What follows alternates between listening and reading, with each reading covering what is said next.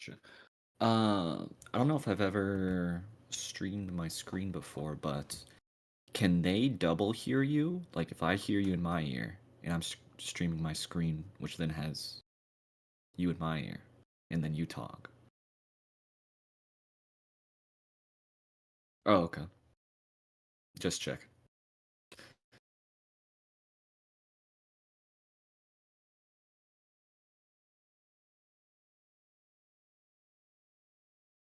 Oh, okay.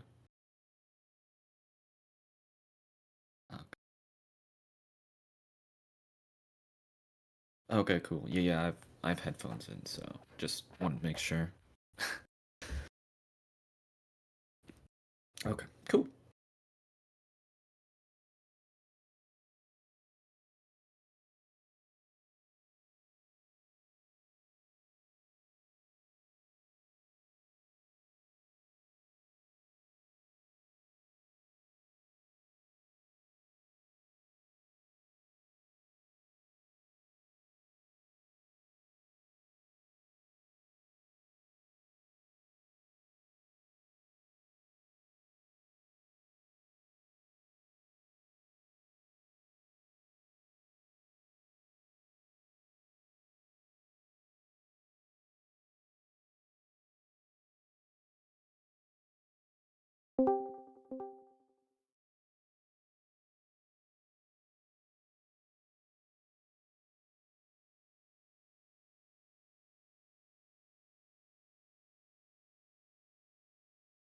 Yep.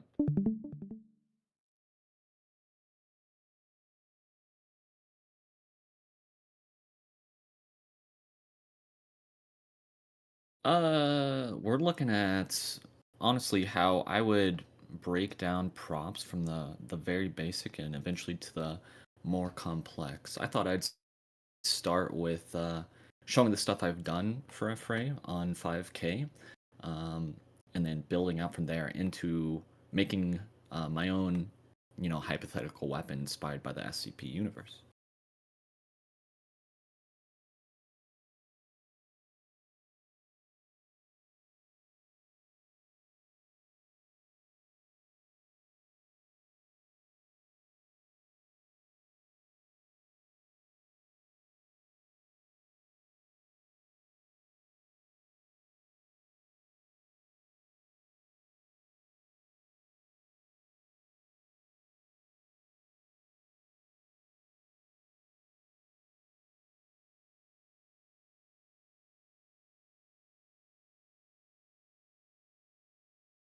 Yeah, it is. Here, fellow Concept Arts colleague did the base room for this, and I basically filled it up with different set dressing props that an environment artist could make, like these little dioramas and paper cutouts and stuff, and basically trying to turn a sparse space that has the basic hardware into more of a livable space with individual objects. And so when I'm thinking about set dressing, putting props into an environment, I think about obviously the function. Like if this is a living space, you have to have clothes, you have to have aesthetic choices, like this rug's a particular color and shape, etc. We think about how we can contrast materials, like plants would look good next to paper. Maybe we want paper to be like filled this room and less so plants. So like the proportion of things in that way. And then when we get further into more mechanical props, we're looking at how things are divided, split up. Like for example, like this shape is divided by this shape and this by this, etc., and how those pieces are fit together with the fasteners. And of course, color, pretty obvious one, texture, and graphics. And so, um, another example from the actual game is I was working on the processing labs, and I thought it would be cool to uh, think about in the context of like the shape of the area that we were revamping. What would be a good basic but interesting set dressing piece to have there to be able to visually communicate pretty quickly what this space is. And I thought of some containers with all these different kinds of animals. And yeah.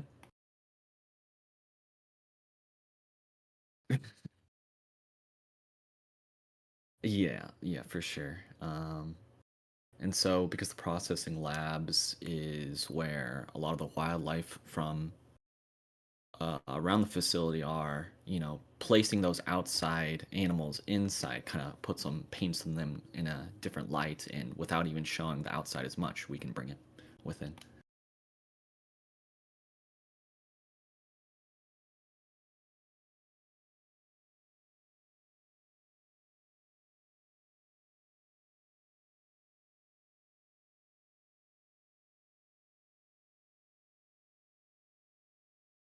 Yeah, for sure.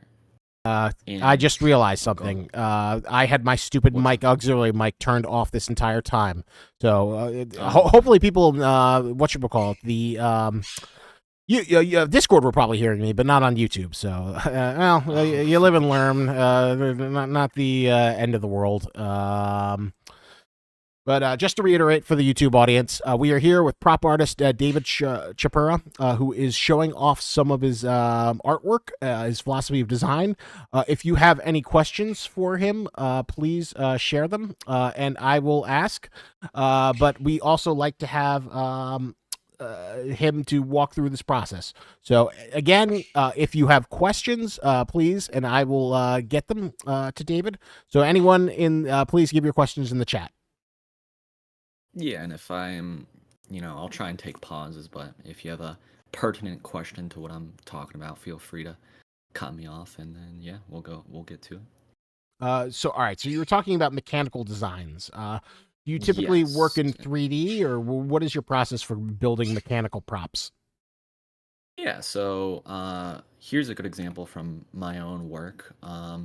Normally, I start in 2D doing some, rough drawings like these, trying out a lot of variety of ideas, and then I'll take it to 3D to get some basic uh, forms down, do some paint overs, different variations, and then uh, when I like one of these ideas, let's say, I can take and do some more variations. Like here's some different graphic design ideas for the same basic form, and then ultimately finalizing in more 2D. So it's back and forth, but beginning and end is usually 2D. So what are we looking at here? Is that like some sort of gas canister? What is that sort of mechanical prop? Yeah, this is a for my own personal work. I want to do an Antarctic base, research base, and so I was working on a radome, which basically transmits radio signals and such to across the barren landscape.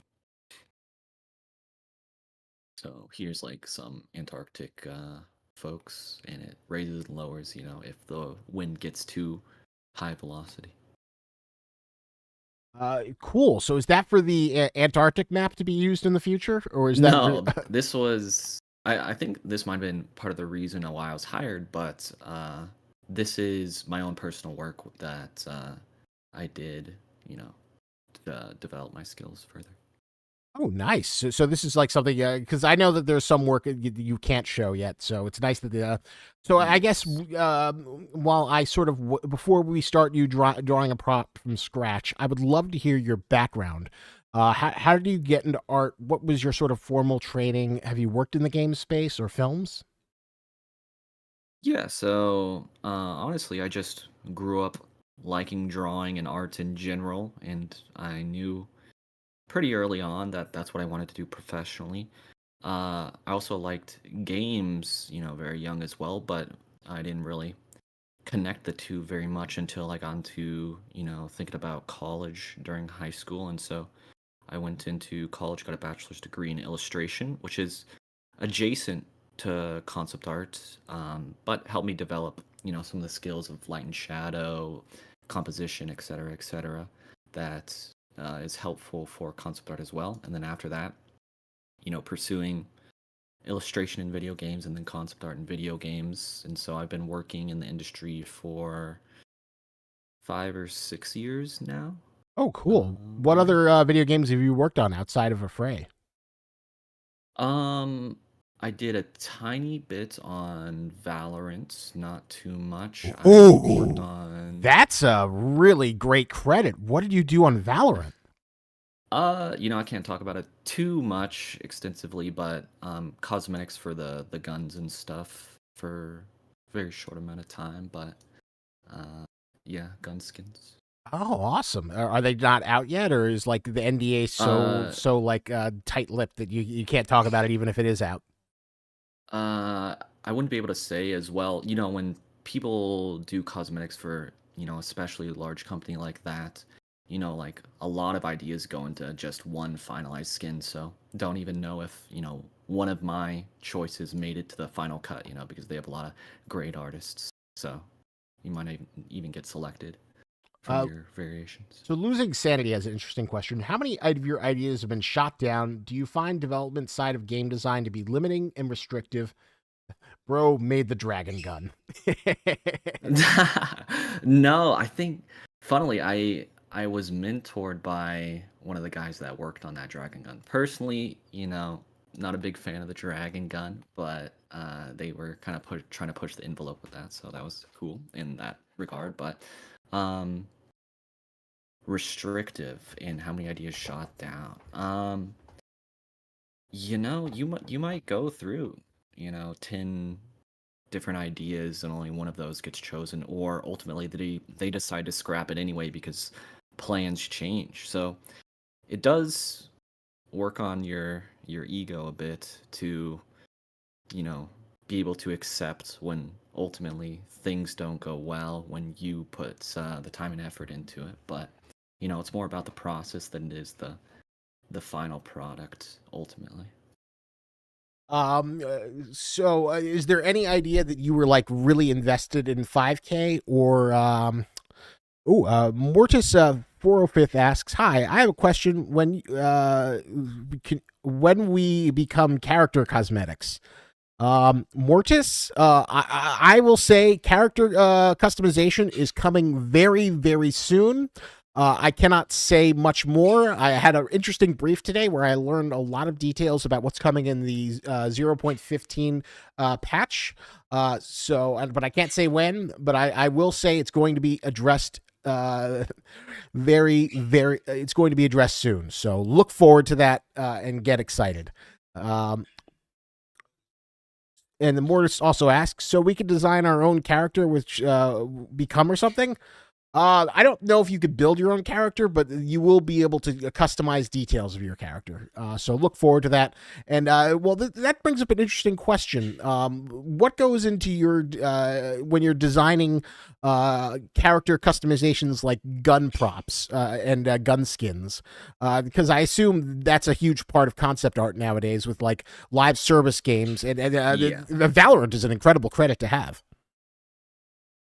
Yeah, they're, you know, uh interestingly, started out doing more of the environment side of things, and when it comes to, those live service games, there's only so many maps you can put out because, if you have too many maps, people are going to get confused. They don't know the sight lines, especially in competitive games.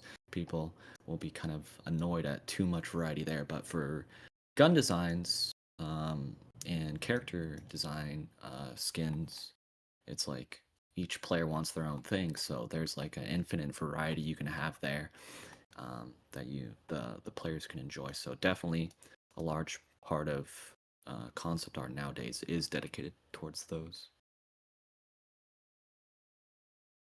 Where did you learn the sort of industrial design featured here?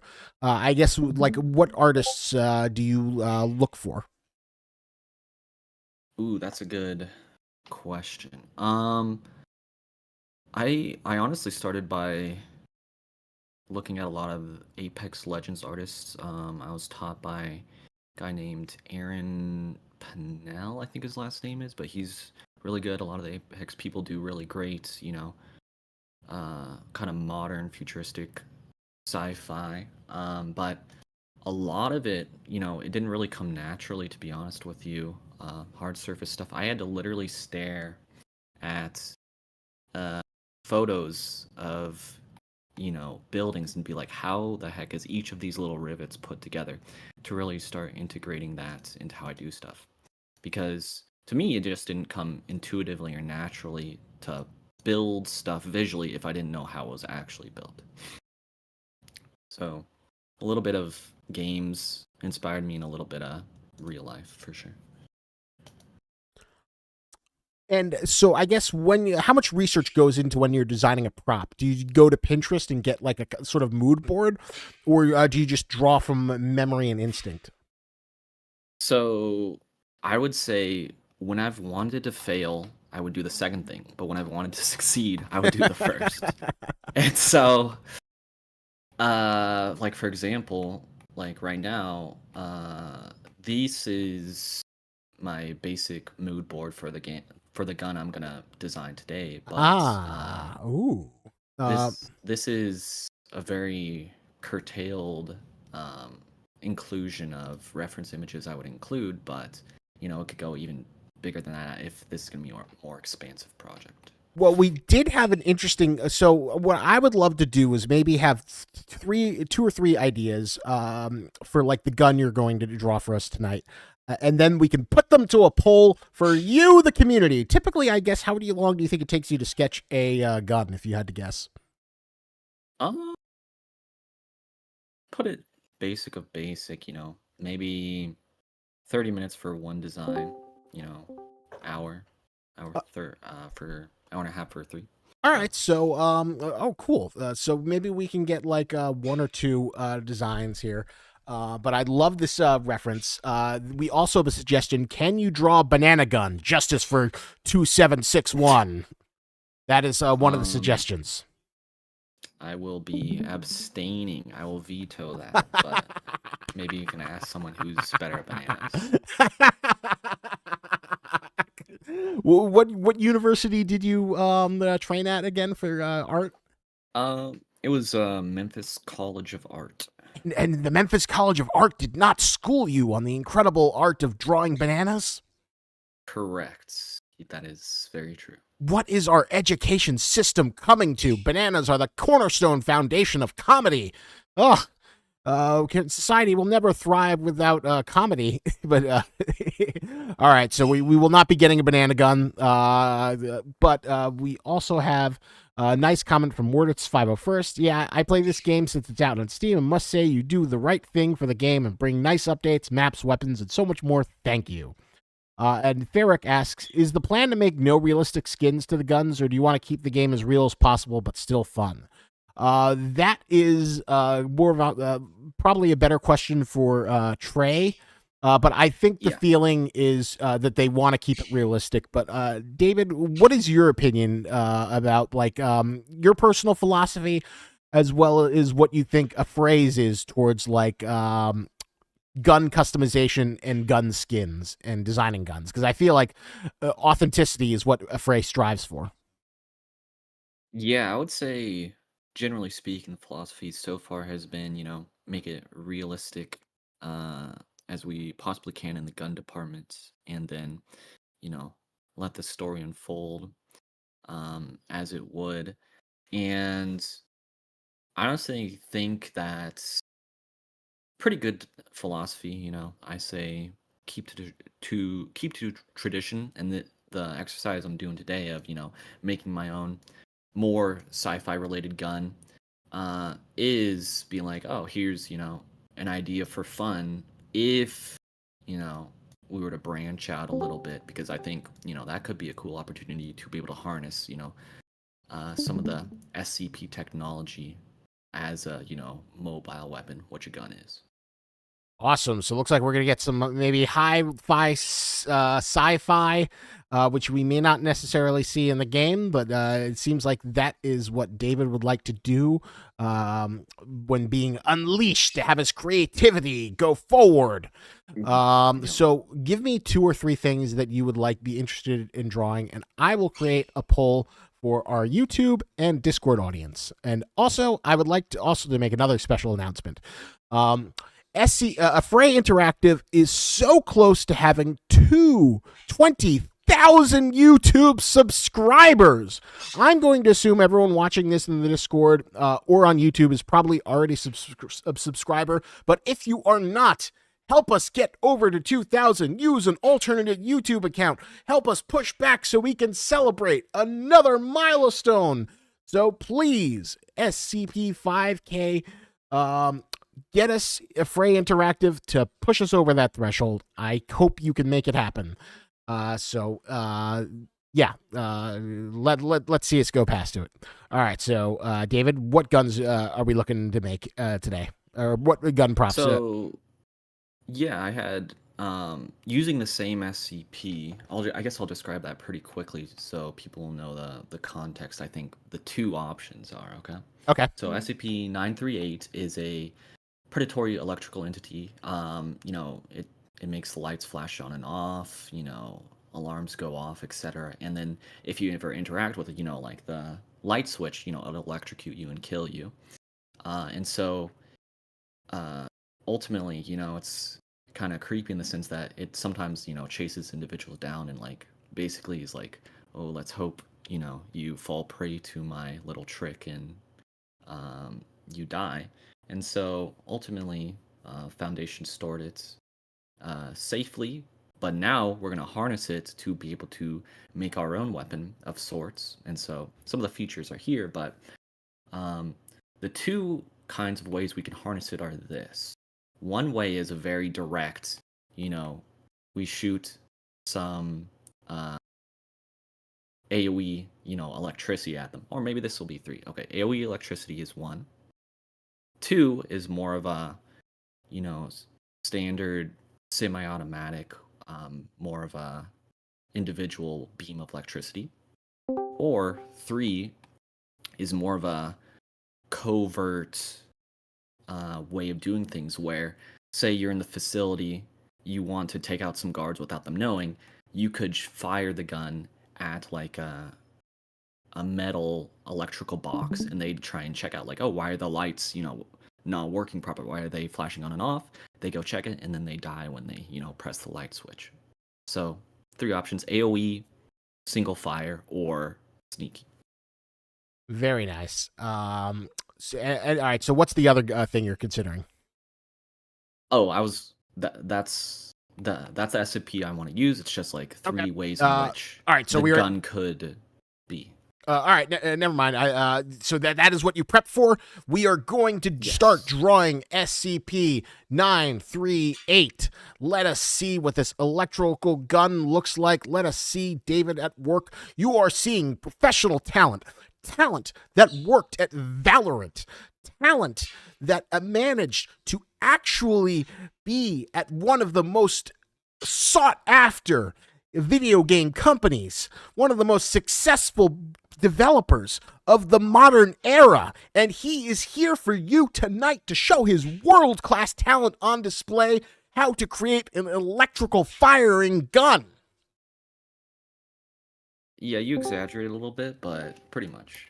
I like to bring that circus showmanship, that WWE boastfulness. Although I am curious, though, how did you get to work at Valorant or on Valorant on behalf of Riot Games?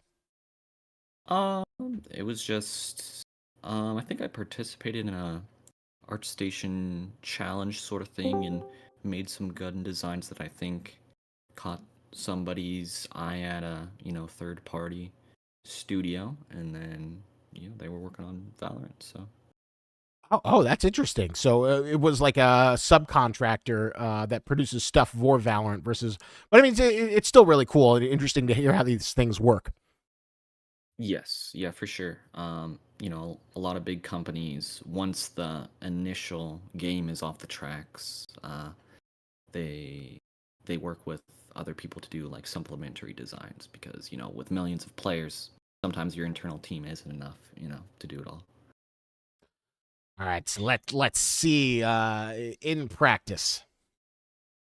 Yeah, so one of the first things I do is pick the class of gun I want to work with, at least to start, to know the basic proportions of things. And so I believe this is the MK18. Let me see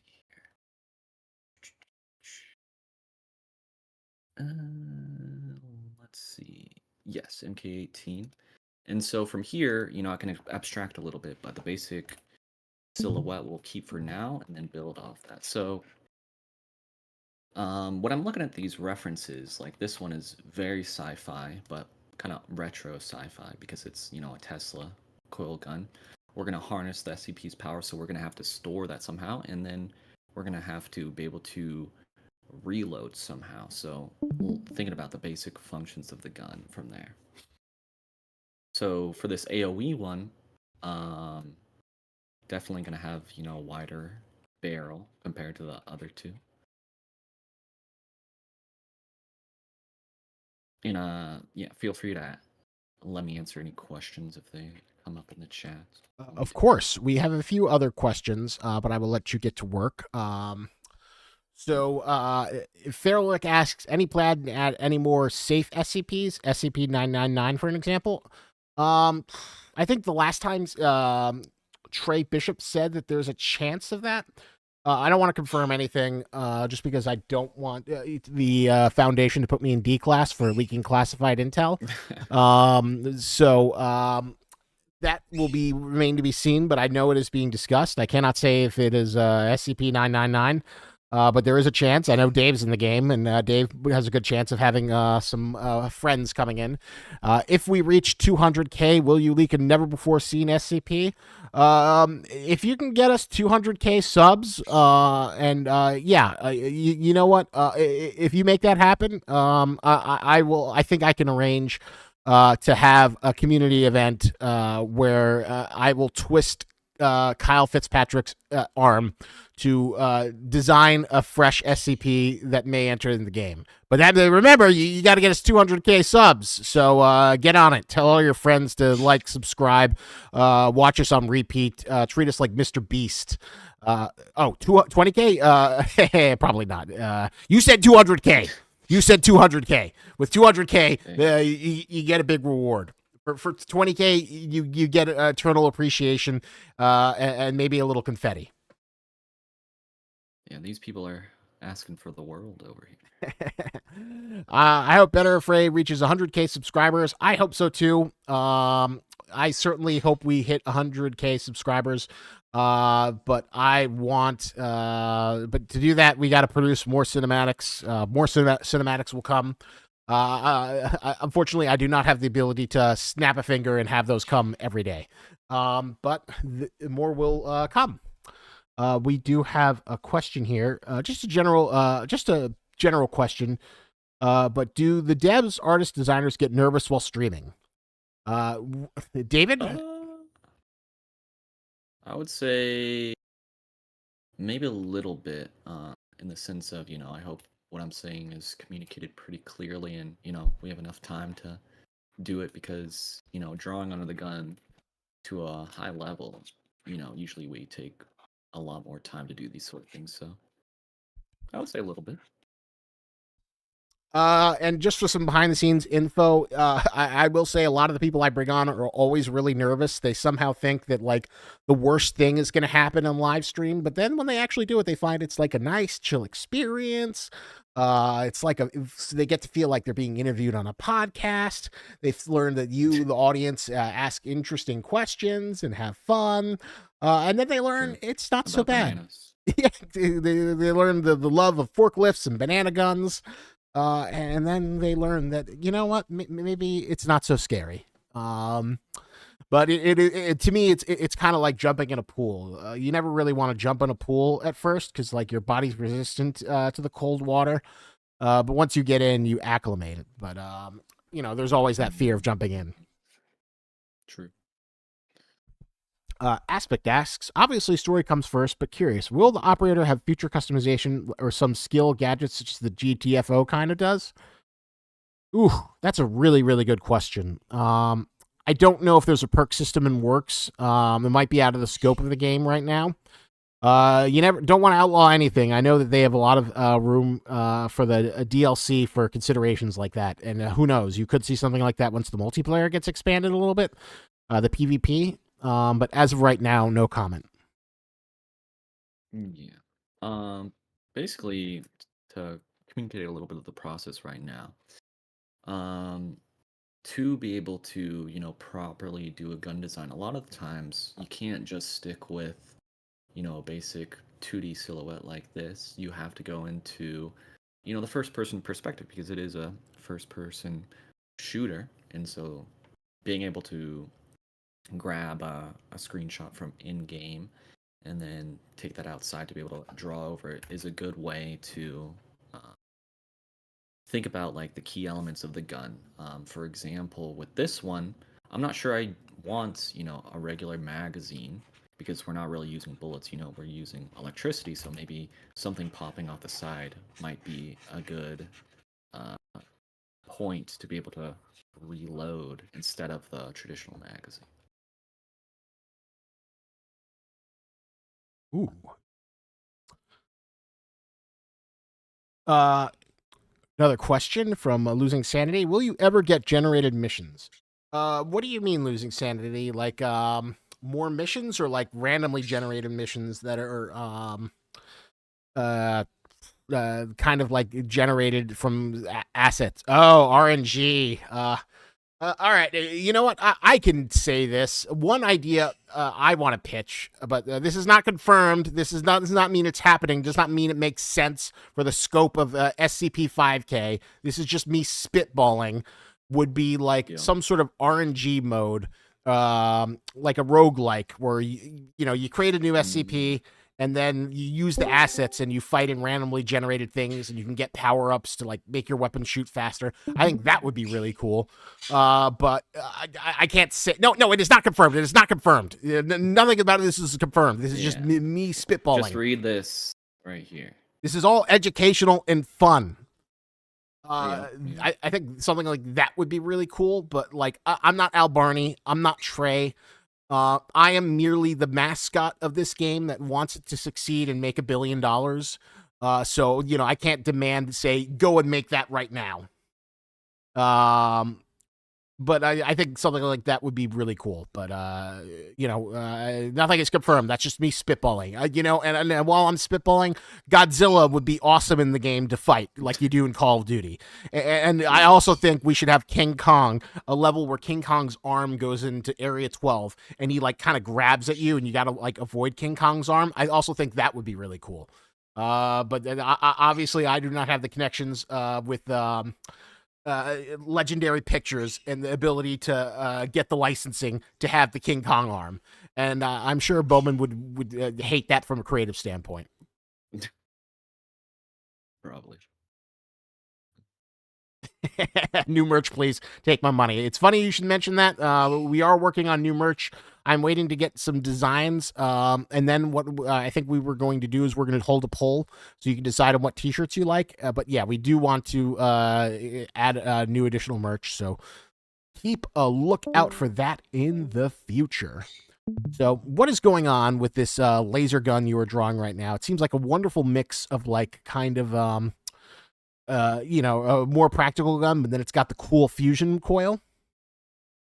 Yeah, so to basically communicate the kind of functions things are gonna have is so this thing at the front basically makes it so the electrical arcing doesn't like come back at you and it's basically shapes it in a certain way. Since this is the AoE one, I wanted to shape it a little wider. And so obviously gonna have the container for the SCP. And since we don't really need a magazine, we don't need the input for the magazine either, so we're, carving down certain weight materials on that section as well. And so basically trying to just key in on the important features for this one. Ooh, very nice. Plans to make an SCP-5K Collector's Edition. As of right now, I don't think there are, but I mean, I won't rule it out. I know that there are plans for an eventual art book when around the time 1.0 is released, and the game is considered to be complete. But look for that then potentially. And I'm sure we would love to like figure out a way to do a physical release. But I think that's like a discussion for other partners that we will have to wait in the future. Yeah. Be cool to have a physical. Felix asks, any plans to add a mini map to make it realistic or like a watch map that you have on your arm? That's a really good question. I wish Trey he was here to answer it. So unfortunately, no comment. I don't know if that like destroys his kind of desired design for the game. But we'll have to wait and see what happens. Because I know the idea is to like, it's a horror game, and the idea to have you disoriented is kind of like part of the appeal. But maybe it could be like Resident Evil, where you unlock rooms and see it as you go. So that is a conversation for a higher power than me.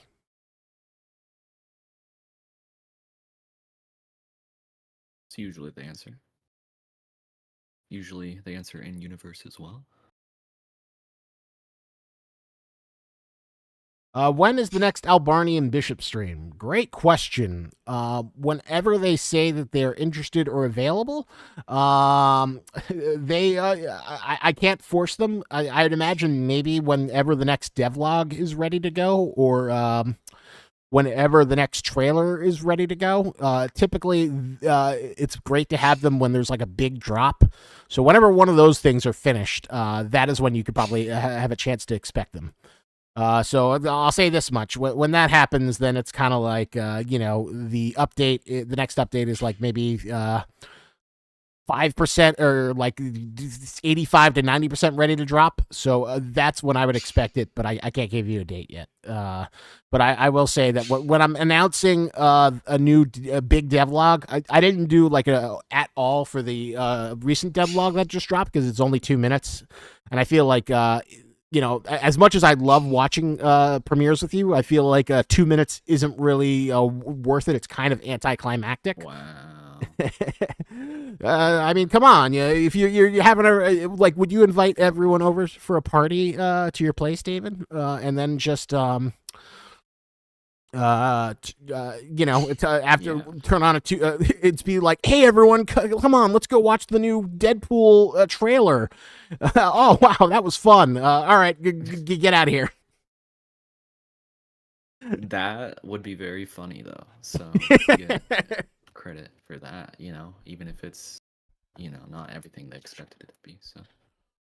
Yeah, I'm sorry you felt the last dev. I mean, I like the devlog, but it was short. It didn't show anything like really major in terms of like gameplay or a new feature. So that's why. Sorry, I didn't reveal Devastator.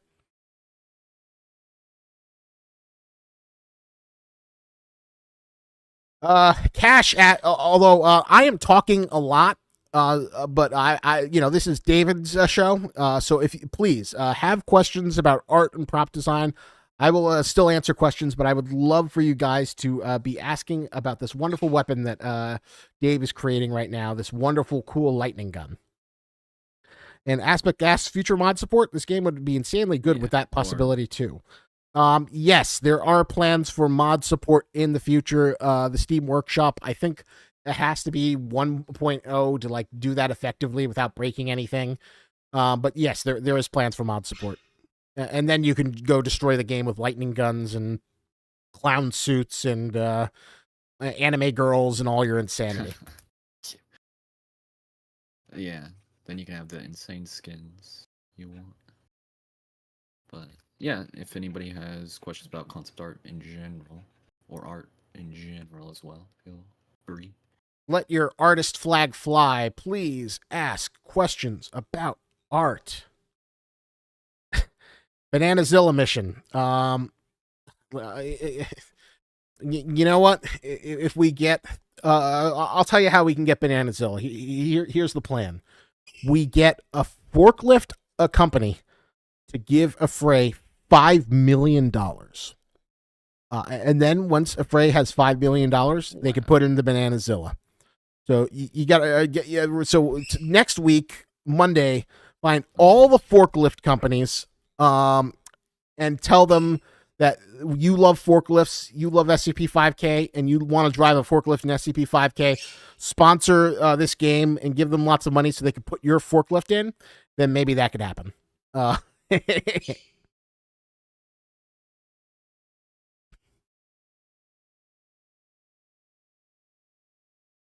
Ooh, here's a design good one for you. side of Furlick asks, things in question to particular. David: which weapon was harder to develop, draw slash design?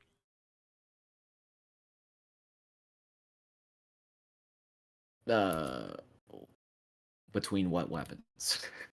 I think just any weapons you've done for 5K.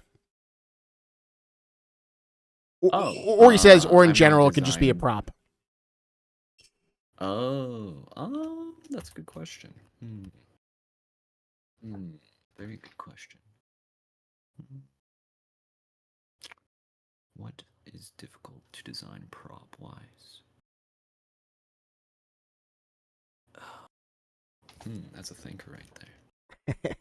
I would say when I first started designing guns, I had a tough time because they just came out pretty flat, as in like two-dimensional, you know, flat like this kind of flat. It's like, oh, I'm gonna draw a pistol. Now it's just, a pistol and it's got the basic shape of it and it has like a couple dots on it for, screws or whatever, but, that's not really what makes a gun a gun. And once I started working in 3D more and understanding 3D forms, went from this kind of flat thing and then be able to communicate that in 3D space better. So, for example, uh, this was a gun that really helped me, and this is for my own personal work, and it's more sci-fi, but Ooh. did some basic sketches of these, and so once I then took these and shaded and developed them a bit more, some of these still are a bit flat, like relative to my later work, but eventually taking it into 3D, like this is a 3D model with 2D painting over the top, but being able to see the whole process from 2D sketch to here, I know that my next gun design will be that much better, because we'll be able to, because I took the time to figure it all out, That and gun, so 3D models. Oh, go on. I was going to say, it feels like a Destiny gun. Yeah, definitely inspired by Destiny. I played some few years back, for a time. But 3D definitely helps. Even if you're a 2D artist, we're trying to model 3D with 2D. So learning about 3D as well helps expand the brain from my experience. And we also have a art question from Aspect on YouTube. Is there any genre defining games that art has inspired you on how you do your designs? I could see this design could fit so well into Stalker or Destiny universe as well. So he's thinking the same wavelength as me. Yeah, Destiny aesthetically definitely pretty impressive in my opinion. Um, all their gun designs, like if you were to go look them up, um, they're amazing. So learned a lot from looking at their works. Design in general, Halo, another good example of design and props as well. Um, let's see what else. What else? Mm, the new Dooms for sure. I'm a big fan of contemporary sci-fi designs.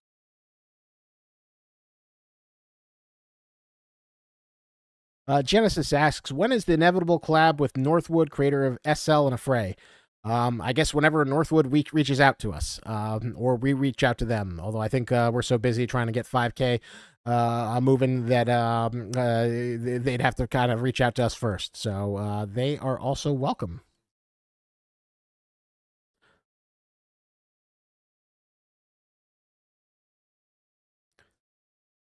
So I see you've got one version there on the top. What are you doing with the bottom version there, and like the kind of second design, which looks like a more conventional rifle? Yes. So this one's the AoE. This one is the single fire. Um, this is definitely going to be the more standard of the three, um, and definitely going to keep more of the assault rifle silhouette to it with just a few augments, the sci-fi-ness of it. I was thinking for this one as for like function and the power of it, because if you have a standard gun shooting bullets, it's going to be effective at some things but ineffective at others. I was thinking for this one, maybe it could kill humanoid size and shape creatures, but for larger ones, perhaps it would only be able to like stun them, to maybe like be able to hit them with uh, another weapon, or your teammates hit it while it's like slowed or stopped, but it would be hard to kill, a larger So I see. enemy So weapon. that's the single, that's the AOE. I love that they're like considering kind of like different versions of the gun, which is very very nice consideration to show your process of refining and trying out different designs.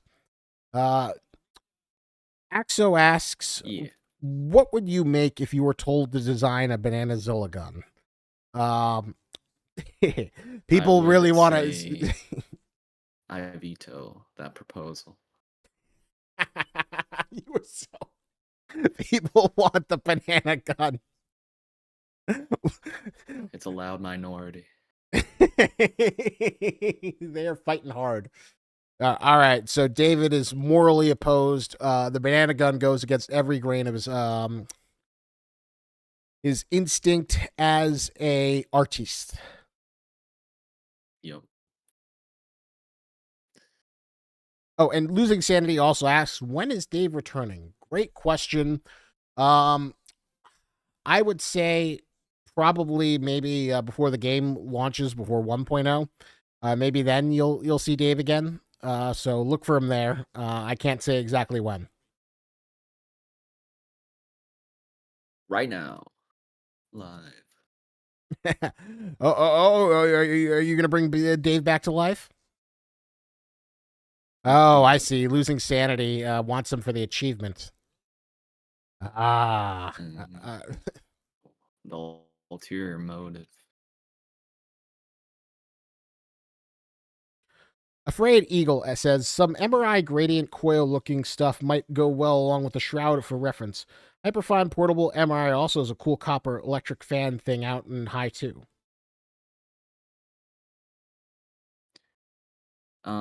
Say that again. Let me Uh, uh, see. MRI.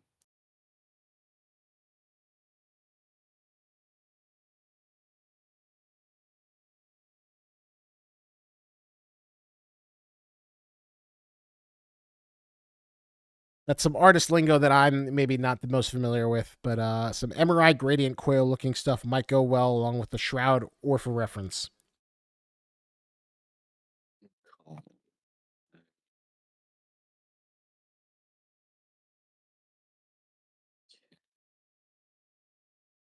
let's take a look. Yeah. Interesting. Interesting. Definitely right up this alley. Hmm.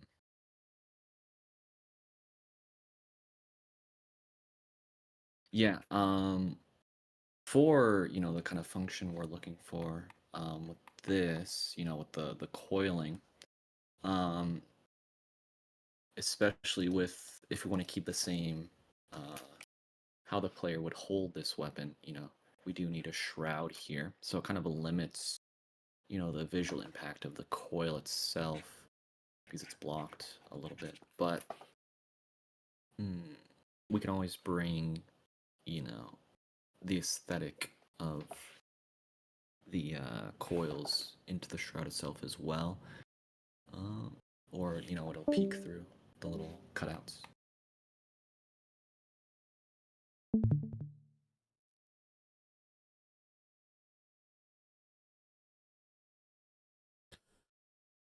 X Reaper asks, when are we going to see new achievements and when are we going to see old unattainable ones get removed? Good question. Maybe the next patch, but that's a question for um, why am I blanking on his name?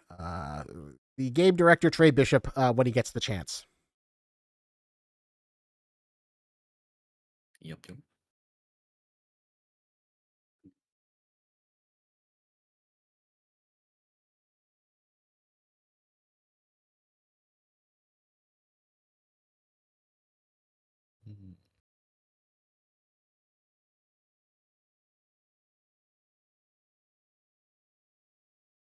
looking very nice. Right One. now, Oops, sorry. oh, go on. You're Uh, good. 1 second. I am going to get some water for myself. So back in 2 seconds.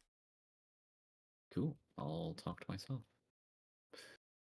Um, what I'm basically trying to do right now is get some very, very rough shapes going to uh, show the basics of the guns and how they're different because, as you can see from some of the guns I've designed, when I do these kind of design variations, I want to do very different silhouettes and shapes and sizes to them, even if they do have like similar colors or uh, like similar, uh, the person who's wielding it is a similar person or faction. And so going in here, we want to make it very clear from the moment you look at it, it's a different style in a sense.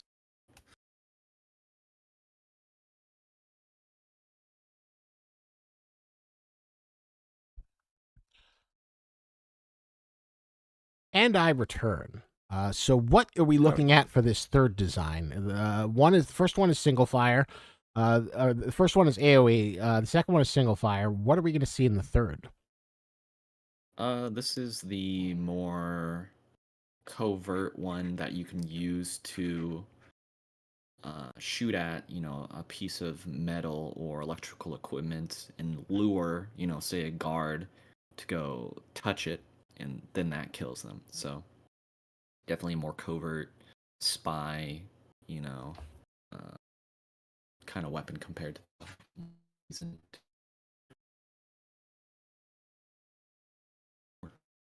So it's more of like a stealth weapon? correct. Ooh. I am very curious to see how you tackle the challenge of making an electrical weapon feel stealthy. That's the challenge indeed.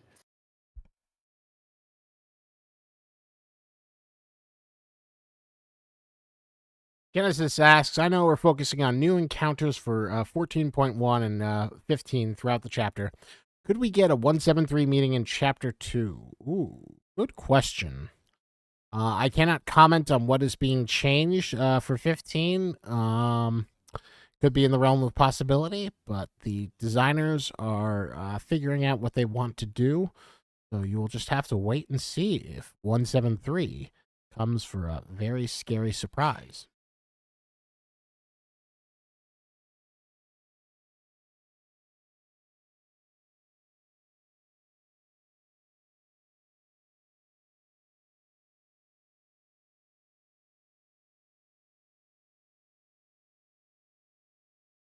So, And oh, go on. oh, sorry, I Oh. was going to say, so growing up, what kind of sci-fi films did you enjoy the most that kind of influenced your design? Was it stuff like James Cameron's Hmm. Aliens, Starship Troopers? Um, I would say I've never really been a big movie person, to be honest with you, but I did like, Alien, Prometheus, etc., Predator, those sorts of things, for sure.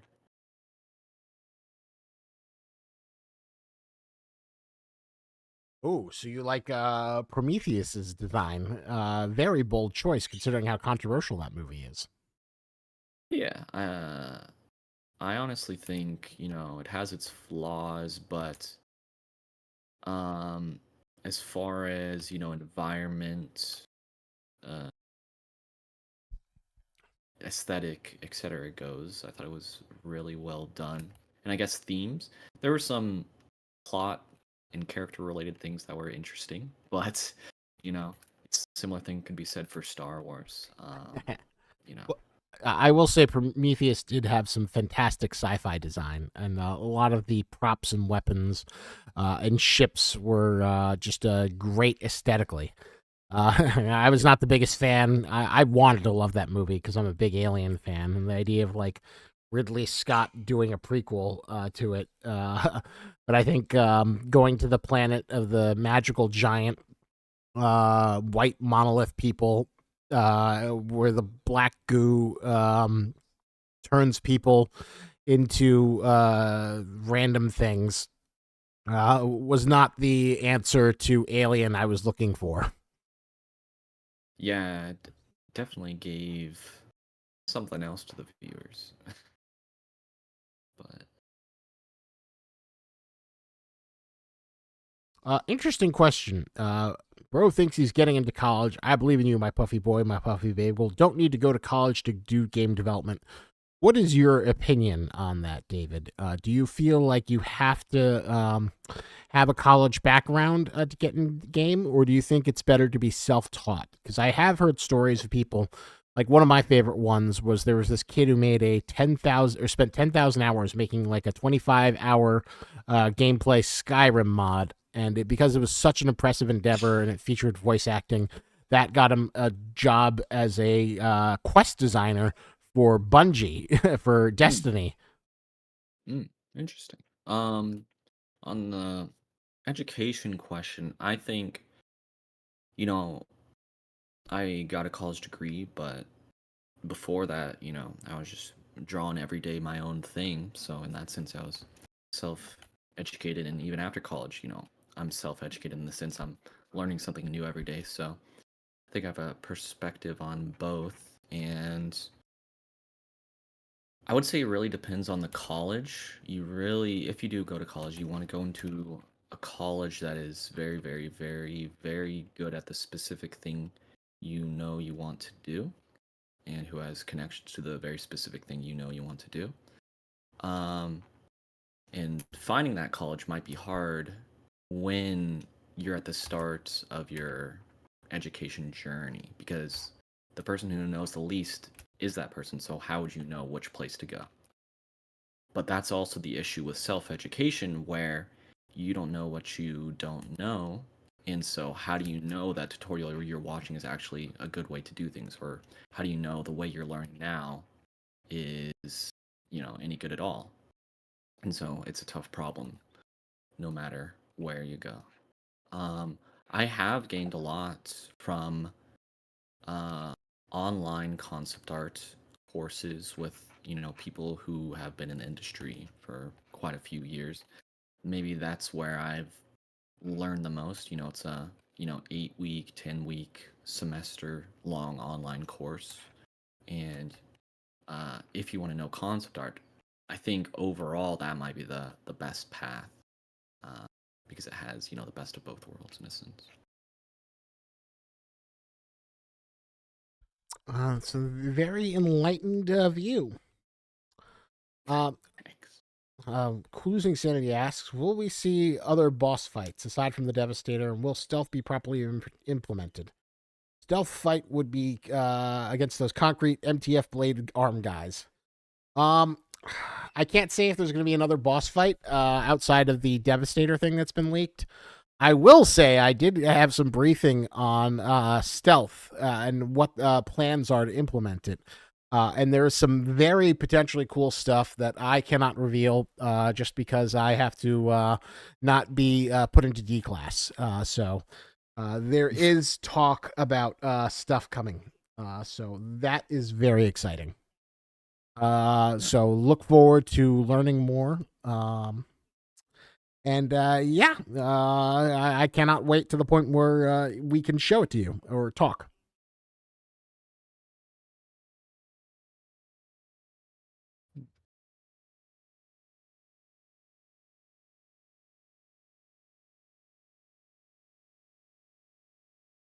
Right now, I'm just trying to figure out for the last one what the best silhouette would be, because we want it to look more unusual than the other two because it has a different function that's, more specific and unusual compared to the other two. And so, trying to rack my brain how to make that happen. It might involve doing more cutouts uh, and more exposed wire, but we'll find out.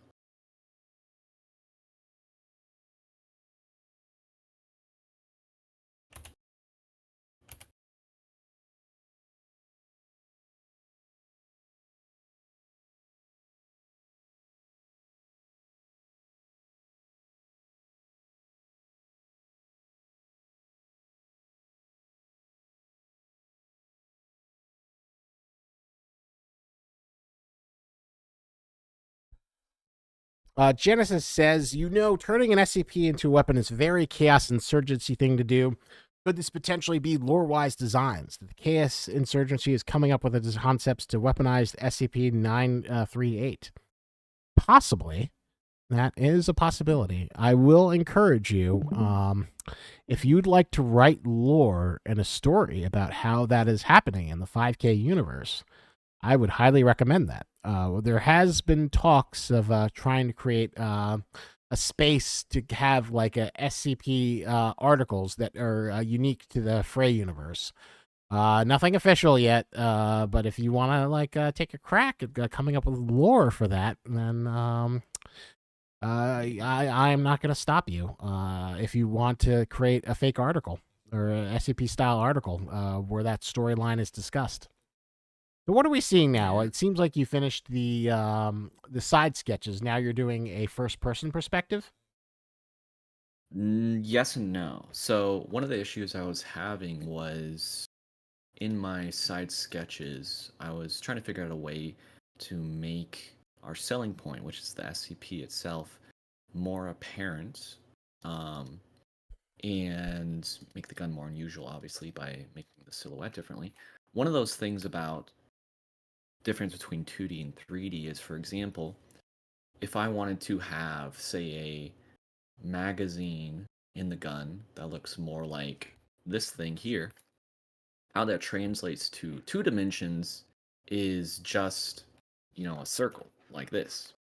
So this to me communicates something very differently than this, even though they're supposed to be, the same idea. So it's just being able to flip flop between the 3D and 2D helps me, flesh out the concept instead of just the drawing, if that makes sense. Hmm. A fascinating view to hear into your creative process. Losing Sanity asks, question for social. How do you choose which questions and messages to respond to? Do you purposely avoid anything that could spoil the game?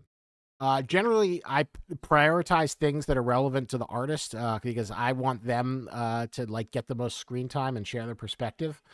So that is kind of what I do purposely. So Yeah, that ignore the bananas. I mean, I like the banana memes. It is funny. But ultimately the purpose is to showcase people like David Chapura, so you can get an insight into their artist and expertise. And if I'm not getting questions, then I go on to other ones. And if things are kind of quiet, that's when you get me getting into unhinged mode, where I speculate about having Godzilla and King Kong into the game, Makes sense. because nobody wants to stream with dead air. You always got to keep it lively. Yep. Mhm. X Reaper asks, "Can we see the first-person view of the AOE again?" I think he's Sure. he'll probably go back to it. Yeah, I'll do it real quick.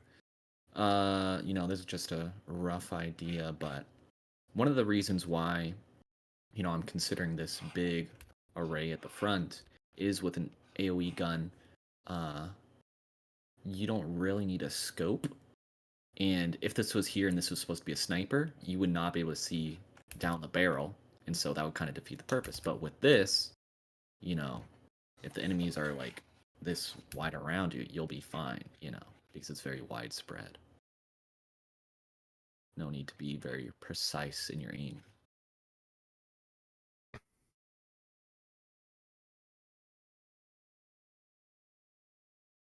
Genesis asks, "If you won't give us Bananazilla, at least give us Bananazilla merch." I will say this: next time Trey is on or Bowman is on, demand a Bananazilla T-shirt, and I think getting Bananazilla merch is a much better chance. So keep on screaming at them. We will see if we can have justice for 2761. True. Although who knows? Once the Steam Workshop is on, you can build your own Bananazilla.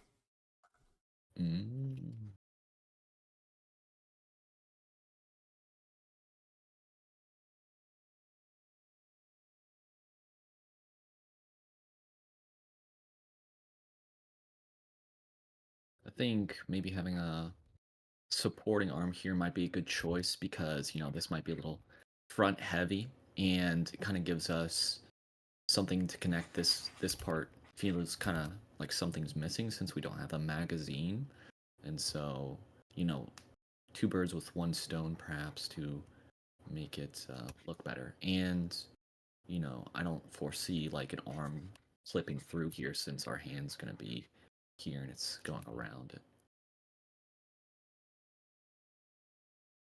Let's see. Around now is when I would take these three, put it like this, and then doing more refined drawings. So let's do that.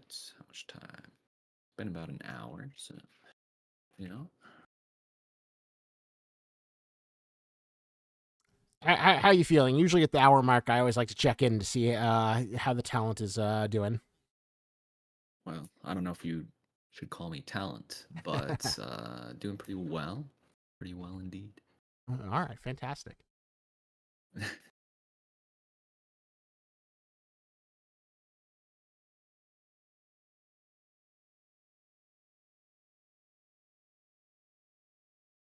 And then now, since I'm, refining my sketch a little bit, is a good time to talk about, the general shape and mood I want for the gun.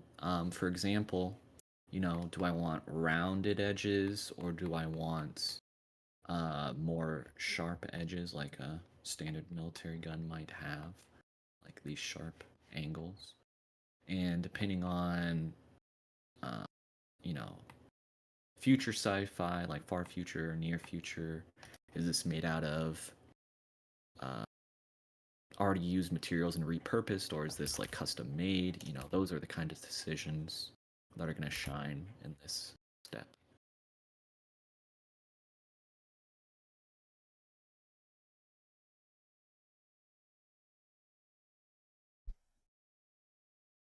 How many different processes are the Losing Sanity says you are talented, and Tempter says this.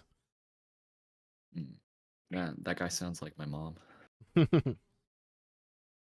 I appreciate it. Well, that's how you know you're succeeding in life, when you've got people who are treating you like their mother, or like your mother. How do I make that not sound weird? When people are giving you the kind of support that your mother would, True. and are rooting for your success the same way your mom Nice. wants you to succeed. There we go. Aw, that's sweet. You had another statement or question as well? Oh, yes, that's right. I was going to ask, so how many sketches do you go through before, to get to a completed design? So for example, with this one, this might have been too many. At least to show off, where maybe 8 at this kind of stage, maybe 9. But really, if you really want to sell the design, you might want to get to this, level of detail and such. So 6 is a good amount here, if you have the time to do it. But obviously, when it comes to game development, a lot of stuff is moved by the schedule more so than ideal, how many you should get on the page, because if your hard surface 3D modeler is needing to have this by next Tuesday, you're gonna have to do fewer than if it was a month from now.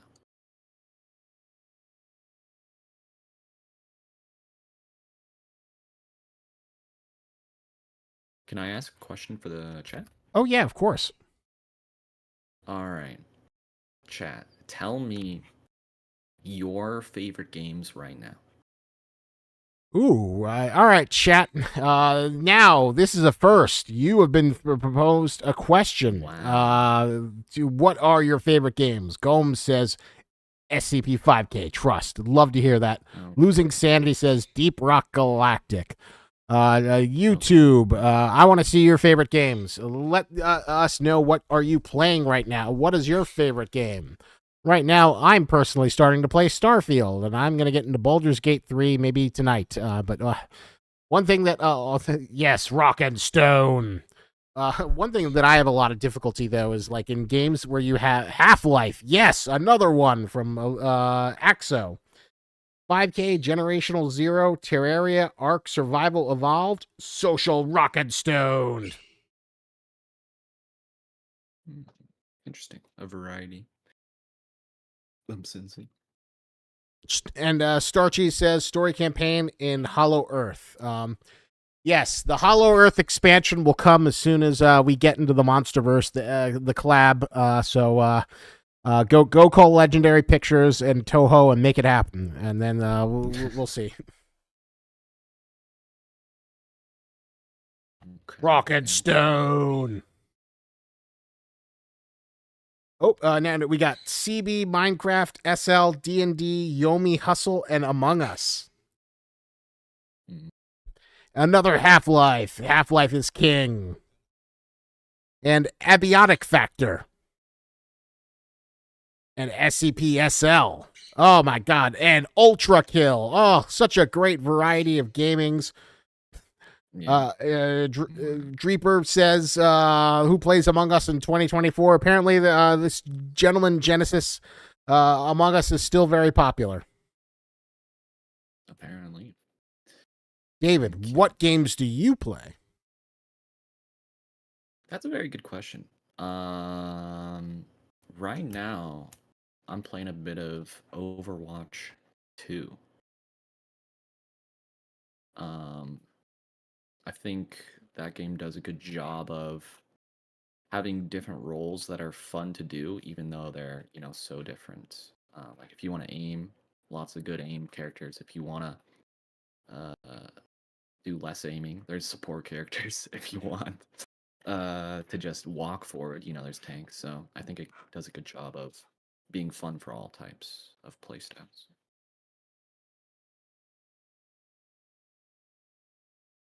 Well said. Are there any games you're looking forward to that are coming out?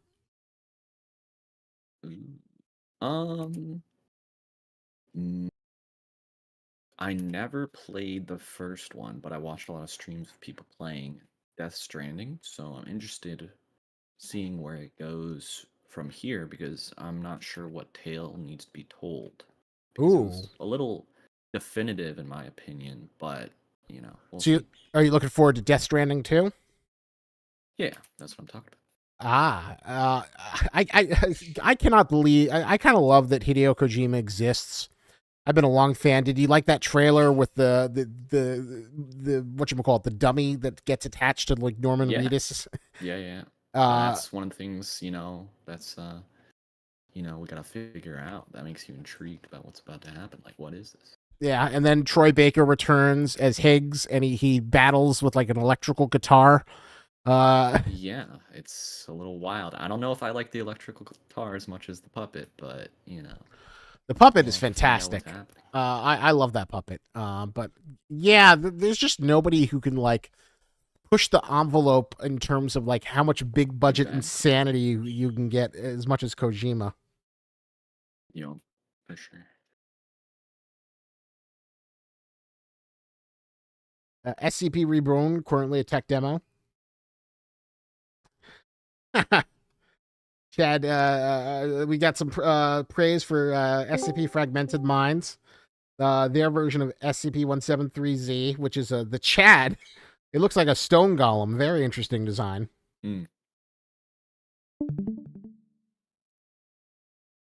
Cry of Fear, Counter-Strike, Condition Zero, Deleted Scene, and Left 4 Dead series.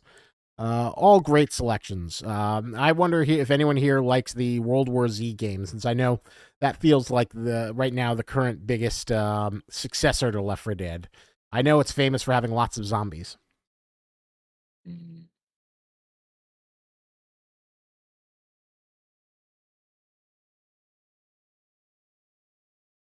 All right, I have another question for the chat. What's better? A hike by a lake or a hike in a forest? Ooh.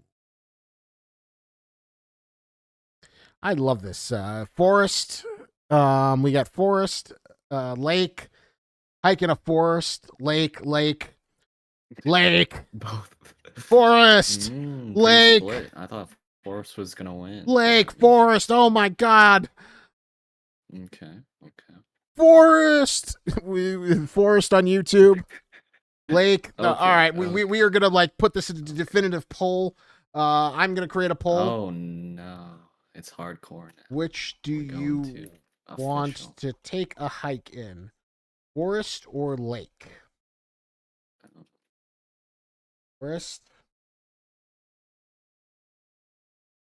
The Lake. Great Forest Lake Wars have begun. Begun. The Forest Lake Wars will have. That's pretty good. Glad you like my little impression, my Yoda impression. Yeah.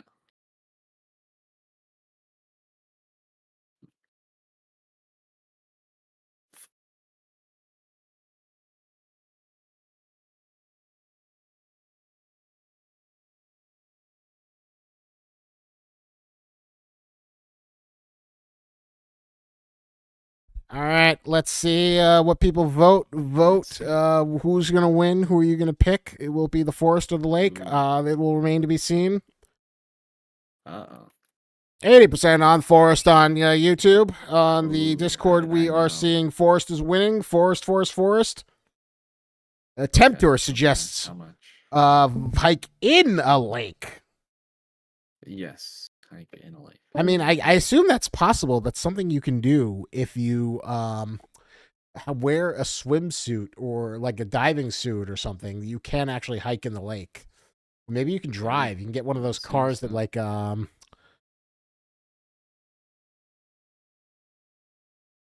So it seems like forest is the definitive answer. It is crushing on YouTube. That's what I thought. All right. Here's the next step. This might be a more challenging for our chatters. Mountains or forest? Oh. The next level. This is the final level. Let's see who likes mountains or who likes forest.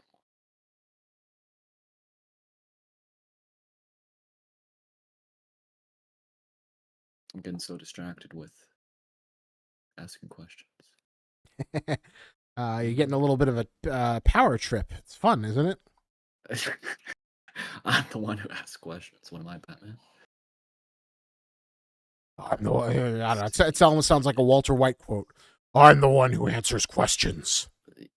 Yeah.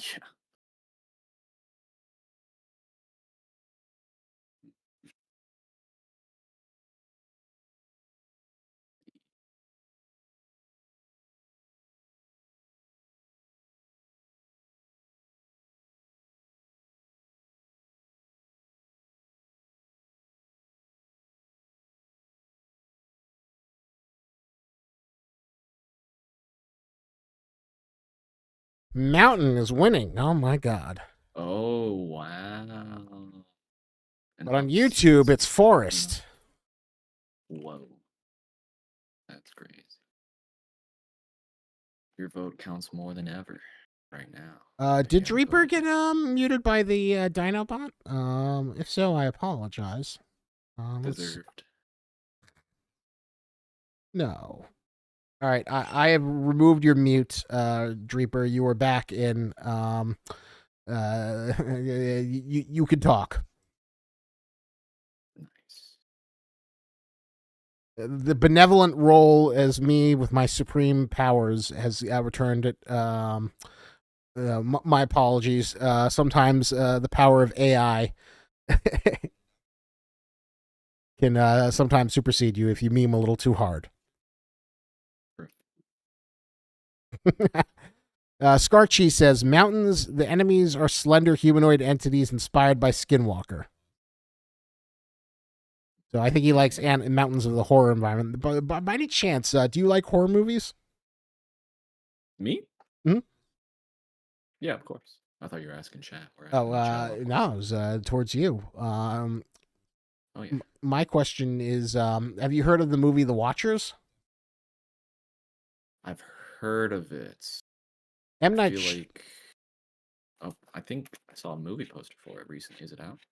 Yeah, it came out a few weeks ago. It's a movie directed by Okay. M. Night Shyamalan's daughter, and Oh. she is apparently what she does is she directed her first movie, and the movie's like the premise is it's in the woods, and when you go in the woods, there's there's this like little window, and strange creatures come and watch you at night, for their own Oh, nefarious snap. purposes. So I think that would be a good film, Mm. good horror forest movie scene. Yeah. Interesting. Spoiler alert. Yeah, I'd recommend looking up the trailer when you get a chance. But if you like creepy woods, I'd recommend checking that out. I'd also recommend the horror movie The Ritual if you've ever seen it. I don't think so. I The think it might be on ritual. Netflix. It's a really great kind of small horror movie where these guys go into the woods, they get stuck, and then there's this magnificent monster, which is really cool. It's like a deer monster with arms. One of my favorite Hmm. monster designs that I've seen in a long time. Mhm. We'll have to find an excuse Okay. to use it for movie night. Yeah, yeah. All right, who turned out on top for the mountains in the forest? Let me check for you.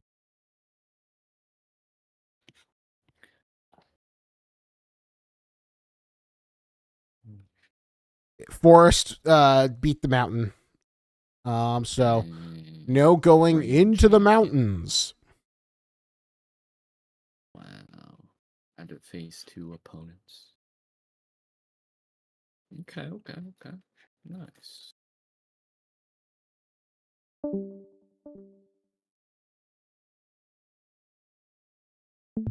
Interesting.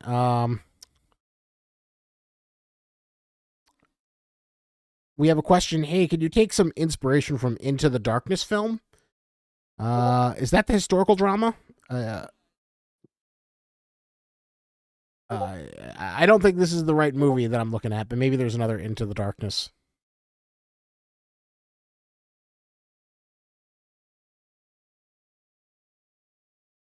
Hmm. Is it Into the Dark, maybe? I will That's a look. different movie. Hmm. You know, there's a lot of movie names with dark in it. Oh, there we go.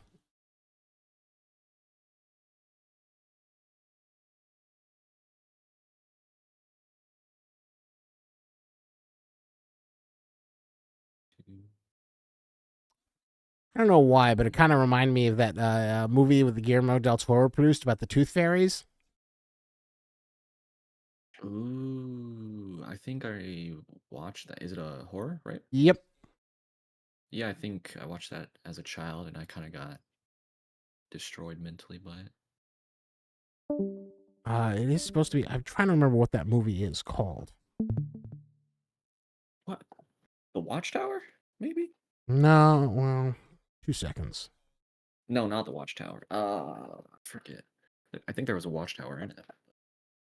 It's like a family, and they're Oh, stalked by like tooth fairies, and the tooth fairies like drag you to hell, and they like rip out your teeth. yeah. Yeah, yeah, yeah. What was the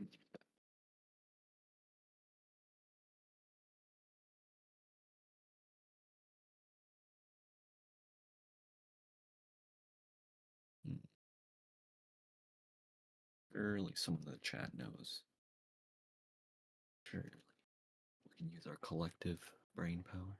I'm gonna find it Okay, right okay. after I get some water. 2 seconds. I Okay. need some more water.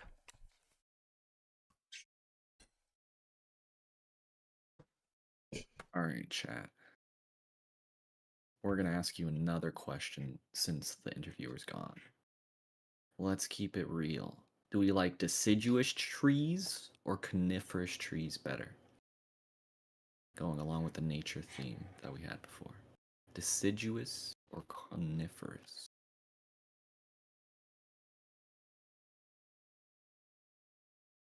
And then we'll find out because I'm not looking at chat right now when he gets back.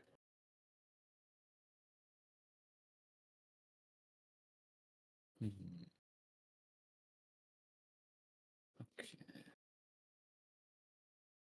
We have another interesting question. What software are you using to make this? Also, are you using a drawing tablet or mouse? Software is Photoshop, and over here on the left, where I have my references, Pure Ref. Um, for mouse pad or drawing, or not mouse pad, excuse me, mouse or drawing tablet, I'm using a drawing tablet Huion, I think it's called, something like that. All right, I asked a question while you were gone about deciduous or coniferous trees. What are they saying? Do they like deciduous or coniferous better?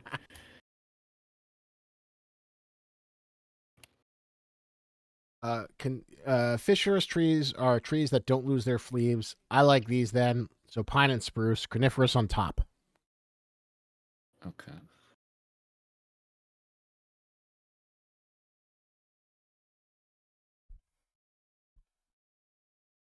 Second, strange shape of water.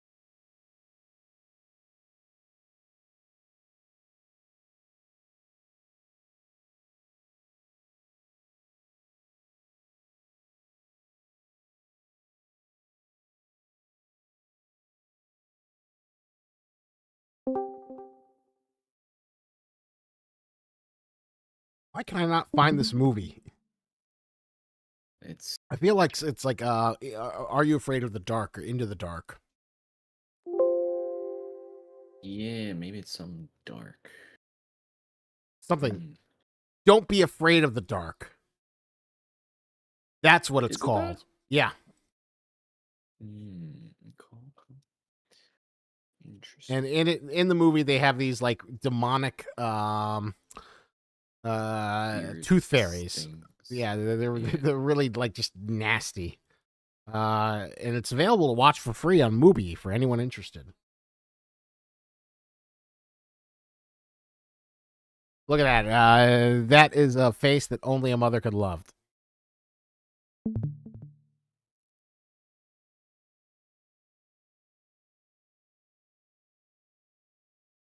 That is the Tooth Fairy. For that is the Tooth Fairy from the Don't Be Afraid of the Dark movie from 2010.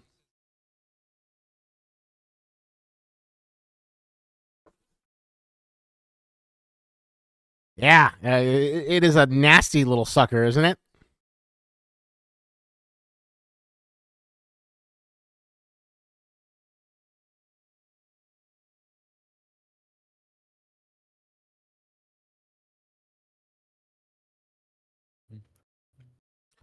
Ooh, Axo says, I made Bananazilla pixel art. Please share. No, I'm just messing. They like coniferous on YouTube. Are you like a big outdoors guy? I would say, a little more than the average person, I do every once in a while go out, see nature, walk a little bit, touch the grass, and I like drawing it as well, so it all adds up. Well, that is good inspiration. Yeah. And whenever I have the opportunity, sometimes you just gotta ask some random questions.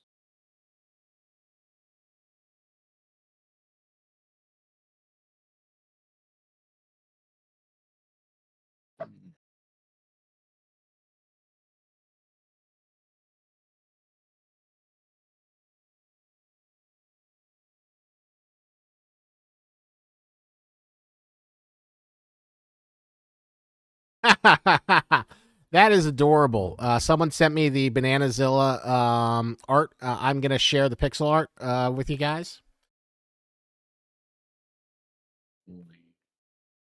I'm sorry. I know you're disgust for all things banana related, but I must share this. Yeah.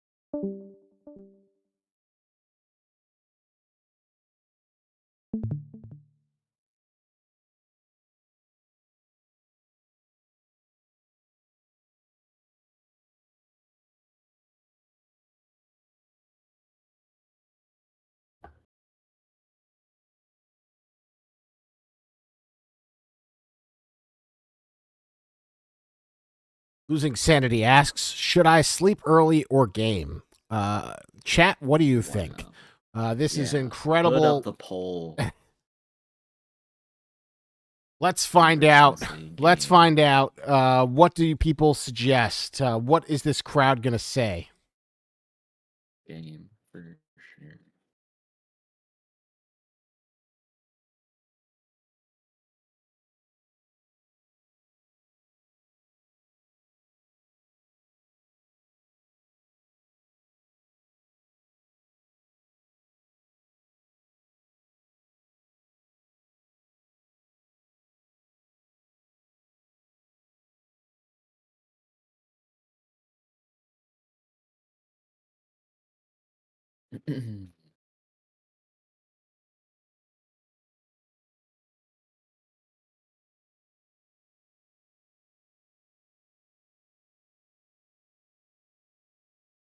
Whoa.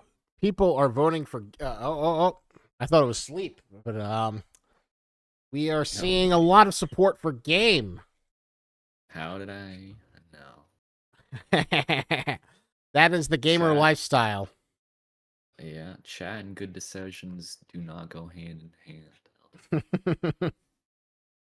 Well, you could take the George Costanza route and do opposite day, That is true. or whatever you think you should do the opposite.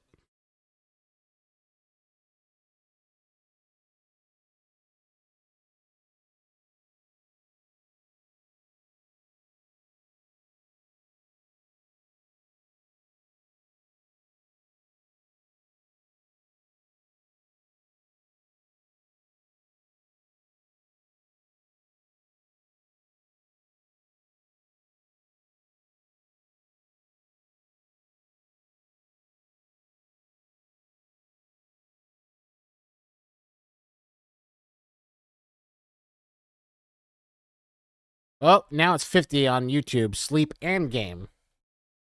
Wow. Just out of curiosity, what's more difficult, designing the weapons from the side or the first person view? Hmm. I'm gonna break the fourth barrier of the question and say it's harder to design guns that do well in both. But to go back to your original question, uh, that's a tough one. That's a tough one. Hmm. I would say it's kind of like the meme, the bell curve meme, where we have, the y-axis, the x-axis, and it goes like this, and then you have this like this, and then you go like this, and then you go like this. And at the start, it's easy to do the side, and then you're like, oh, you know, side's easy. But then you figure out, I guess it's kind of like the reverse bell curve. Let's say that. It's more like this. Where it's like, oh, it's easy to do the side, we'll do that. And then you figure out the third dimension exists, and then you're like, oh, this is terrible. And then eventually you get good at both, and then you're happy again. So definitely, definitely at the start, side's easy, then three hard, then both easy. It's funny. I remember when I used to draw or had pretensions of being an artist when I was a young kid who thought he'd draw comic books. And I could never draw in 3D. So I always thought it was incredibly difficult to do that. Yeah. Definitely a challenge for sure, but you know, to learn anything, all you got to do is break it down to the the smallest molecule that you can understand, basically. But easier said than done, right?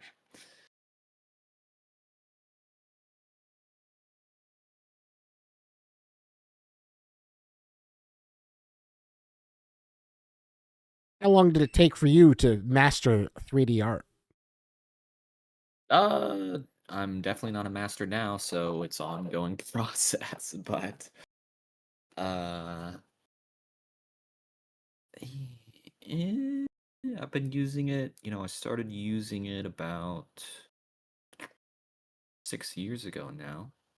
Soon before I graduated college, and I've learned a lot in that time, but definitely not an expert yet in 3D.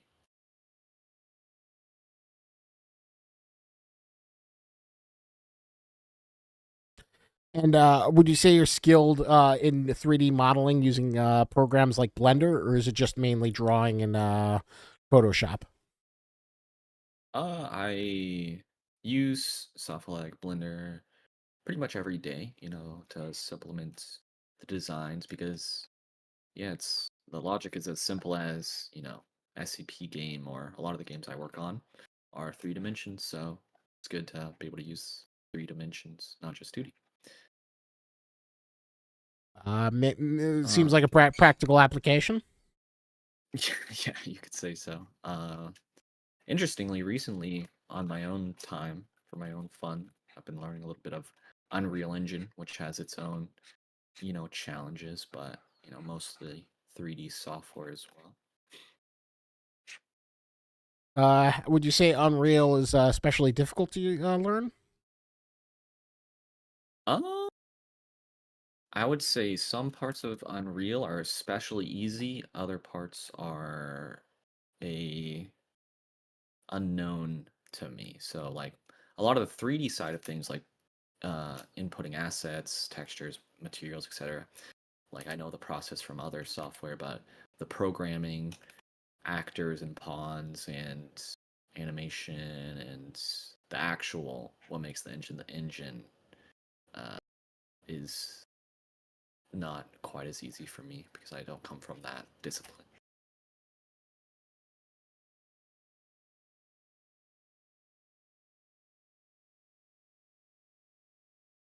And we also have a question: are you going to color this stream from X Reaper?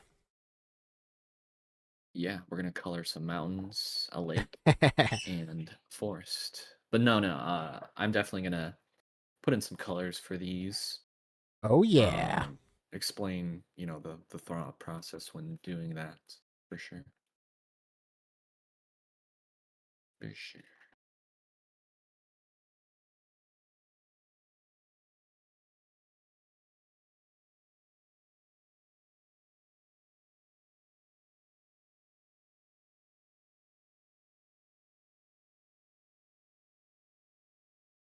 And what is your practice in color theory? What is your technique that you typically use? What is my practice in color theory? Uh, Ultimately, I think it comes down to this stuff here when designing anything, and that includes color, where it's like priorities for me are function, the mood or feeling you want the thing to elicit, and that those two main things then translate into all these other ones. So if I want a more realistic mood, military wise, maybe I use blacks and grays. Or if I'm in a desert, tans. Or for an Antarctic, whites. And so, coming from function and mood, we discover what our color is used for.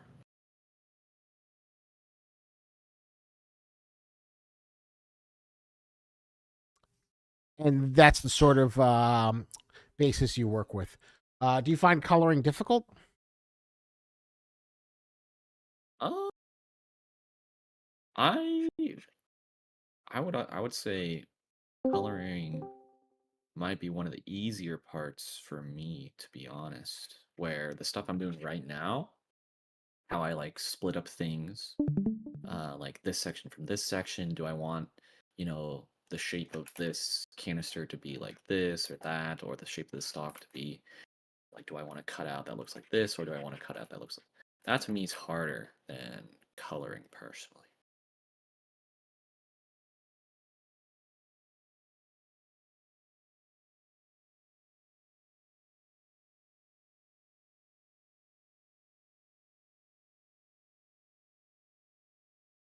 And as someone who designs weapons, do you have a favorite real life weapon that you think is just fun to draw or draw inspiration from?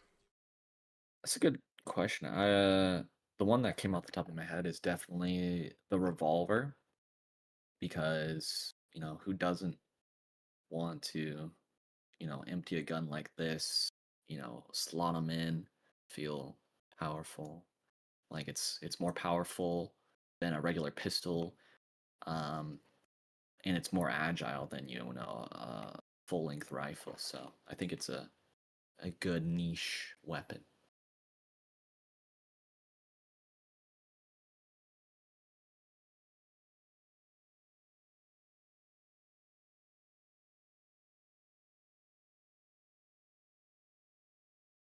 Ooh.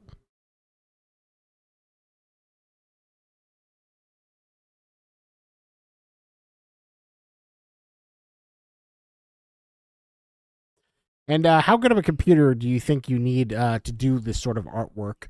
Do you have to get a top of the line machine for any aspiring artists out there? So I don't think you need a top of the line machine if you're doing my job. If you're doing more of Albie's job or some environment artist's job, you definitely, or animation, you might need a better computer. For me, really, you don't have to have too complex of models, especially for props, because you're working on a singular object at a time instead of a whole scene. The bigger the scene, the more objects you have, the better computer you need. If you're an environment concept artist, you might need better than a prop artist, but I would say more so than anything, hardware doesn't stop a person. It's definitely more of, their mentality, how much they want to get into it that stops them.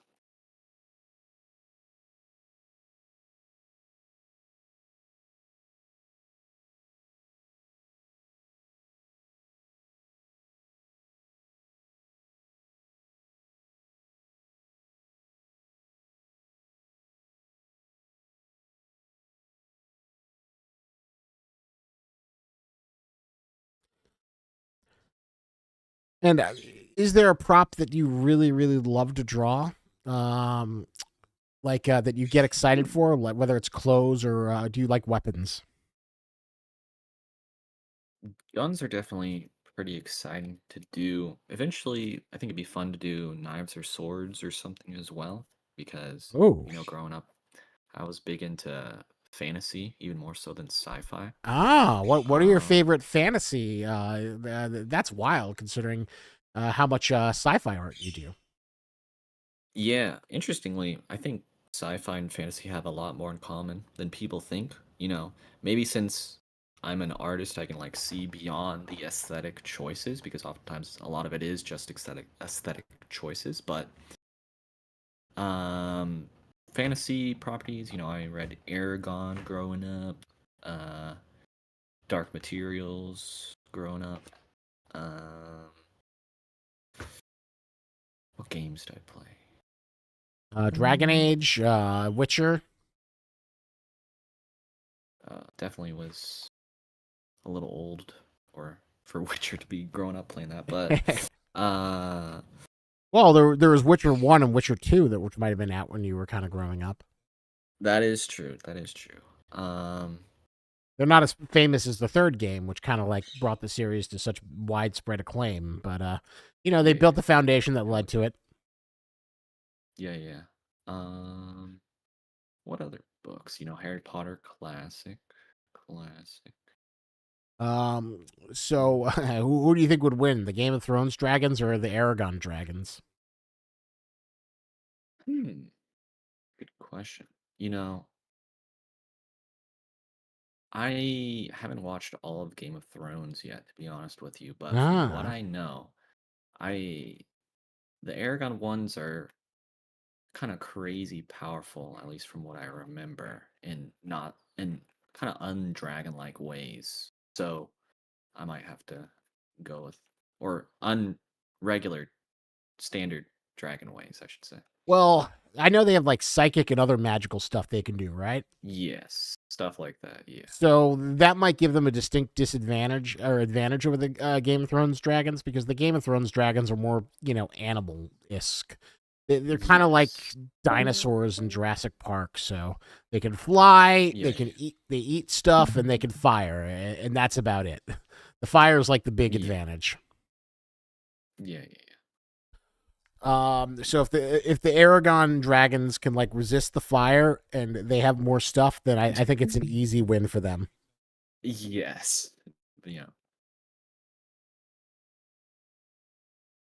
Because as magical as the Game of Thrones dragons are, they're more monster. They're more like just feral animals than creatures that have much planning. Yeah. For sure.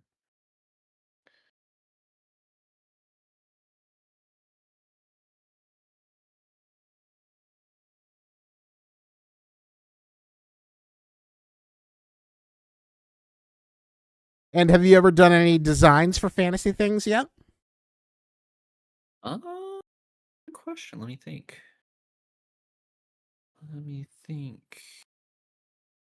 Um, Not really, high fantasy or whatever, but worked illustrated point and click adventure game that's more of a voodoo magic historical, more so than like a high fantasy, but that's anything besides that.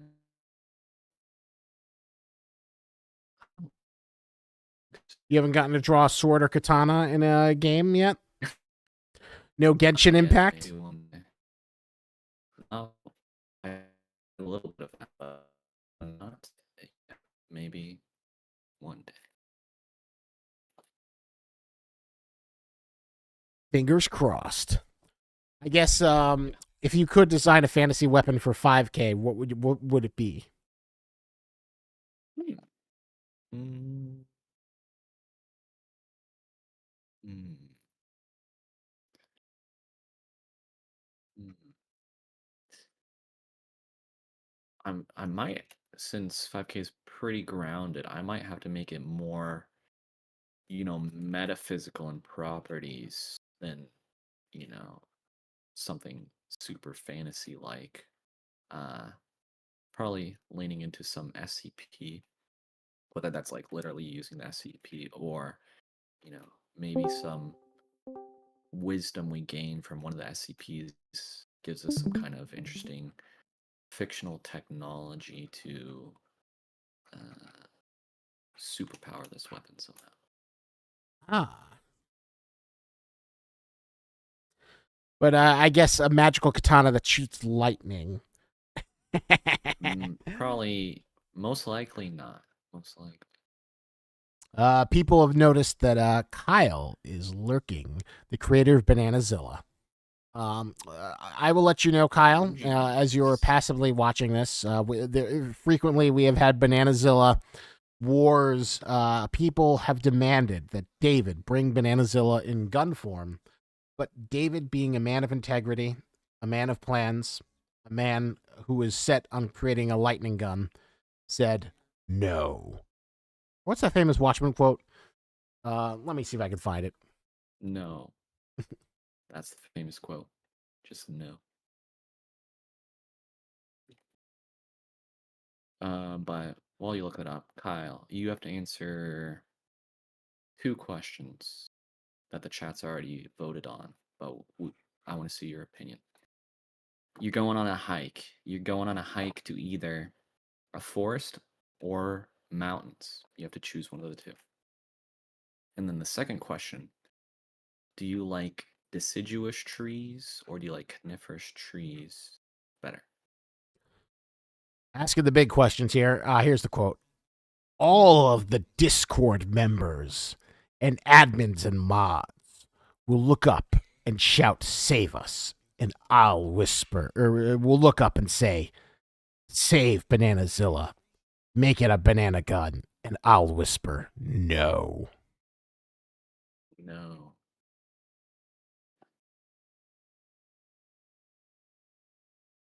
And thus, The hope of a nation was swatted out. That's how it goes. I love the Bananazilla's fandom is strong.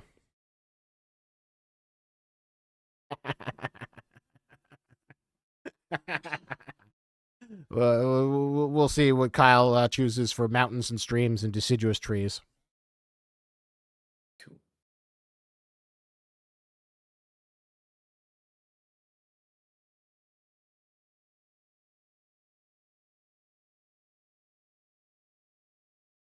Kyle says, lol, sure thing. I'm feeling the forest with deciduous. There's something cool, super cool about dark trees reaching up to the vacant canopy like dead fingers. Ooh. Evocative imagery alert, if I do say so myself. That sounds like a Stephen King line. Yeah, exactly. So watch out. Stephen King's going to come and steal that and turn it into a 1,000-page book with a disappointing ending. True. Oh.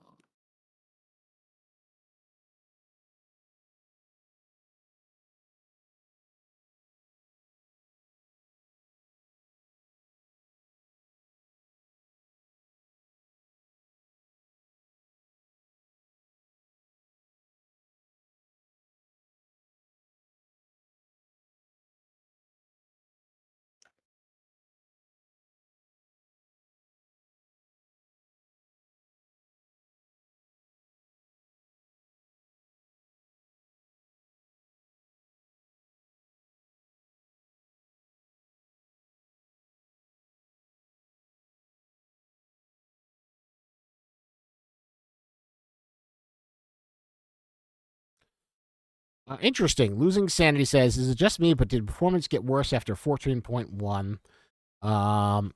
I would bring that up issue to the QA department. I think they're in here.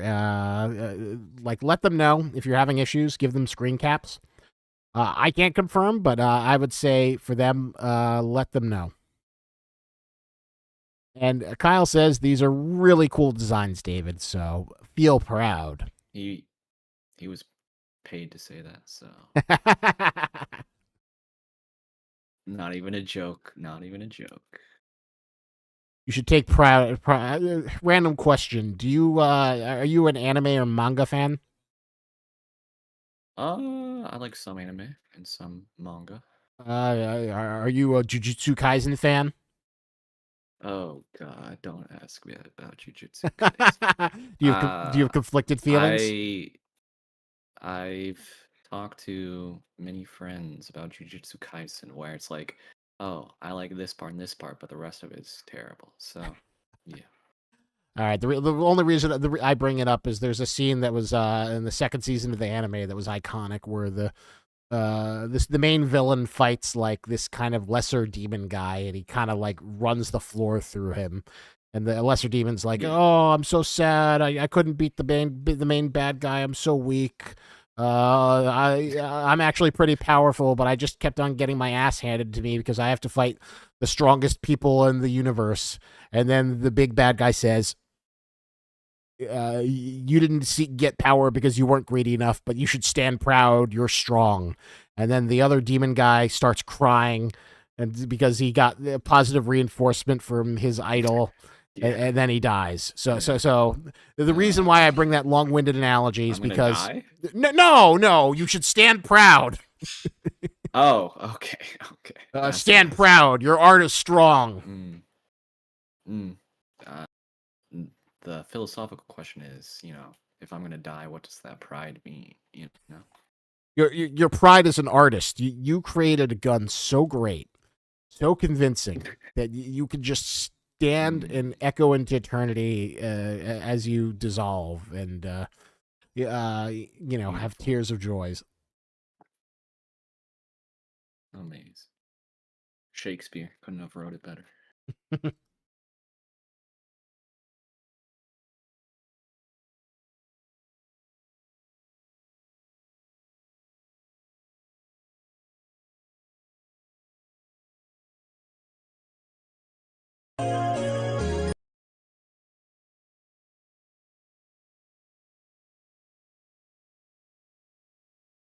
Hey, Reaper, losing sanity. Don't tell each other to die over anime cringe. Don't make me meet you. It's not good to encourage each other. I know anime can be a convention, a very, it could be either cringe or based, depending on who you're asking on the internet. But let us not threaten each other through Yeah. whatchamacallit.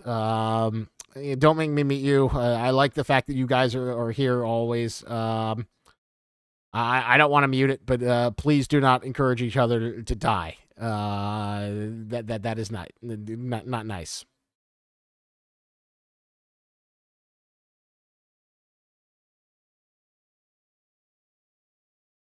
Oh my god, I should not have mentioned anime. Oh no, That they're that going that was off. the destructive phrase, the cursed form of the internet. Yeah, I invited chaos into the stream. Uh-oh. Scarcheesy says Berserk 1997 is my favorite anime. X Reaper says Okay, there is okay. no good anime. Whoa. Can't change my Have mind. you watched all of them? Yeah, there you go. There's like 5 billion of them, and they make them every like Yeah. 100 more every year. Maybe there is a good one. Yeah. That's like saying American movies are all bad. It's like, I don't know if you can say that. That's a little crazy. Yeah, there you go. Um, so watch all the anime. It should take you I don't know, 7 years That's the maybe if you don't work or sleep. I think you can do it then, and then you can come back and let us know if you found any good ones. true. People are saying though the AOE gun looks sick. Hooray. So I'm interested about the covert design though. What makes it covert? I'm surprised it doesn't have like a silencer. I do like. So, Oops, sorry. up, gone. Yeah, you're good. I was gonna say I do like that battery pack kind of like the battery pack holster or the battery pack kind of charger at the bottom. I think that's a really cool design. Yeah, yeah, yeah. So, what makes it covert? Um, Usually, you know, kind of like lightning creates a loud sound when, uh, thunder because of all the explosions in the air, etc. You know, this is going to act as a little bit of a silencer, but this is more covert in the sense of, it's a little lighter, it's a little more compact compared to the other two. Um, it's a little more unusual in the silhouette compared to these two as well. So it's more of a utility gun than an outright kill them in 1 second because it's you point the gun at the person and shoot them like a standard gun. It's not like that. So we're bringing the more unusual factor to this one uh, compared to these ones. And similarly, since this one is more of a in-your-face kind of gun, I'm gonna approach the coloring in a similar way where we might use some more unusual colors or more vibrancy because it's a in-your-face damage dealer kind of gun.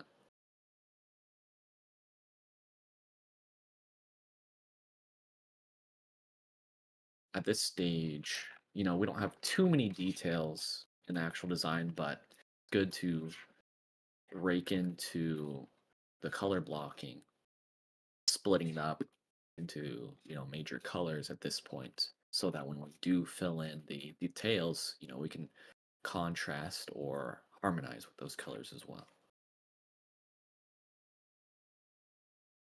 Ooh. So are we up for the color phase? Yep. Yeah, it is color time.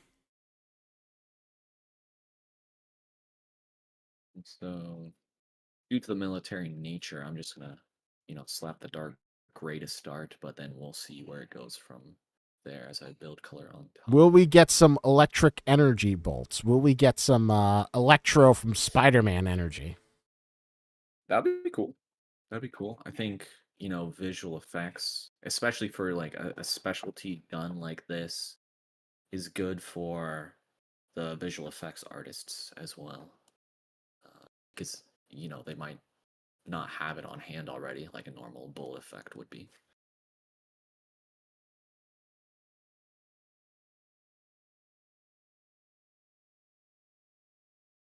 Liking the green so far. God, there's so many colors. How do you pick the like? I never understood like whenever I'm like making a thumbnail and I have to like pick a color from that like gradient.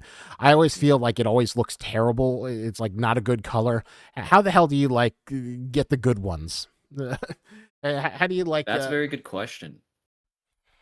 I remember back when I felt very similarly, where like the options are infinite basically. So how do you choose? And so this might not be the best way to do it, and it's not, perfect, but I like to categorize colors by, feeling, color combinations by feeling as well, the value, which is like how light or how dark it is in a similar way. So, like, for example, I picked green to start because, electrodes and circuit boards and stuff might be a good place to start to evoke those kind of feelings.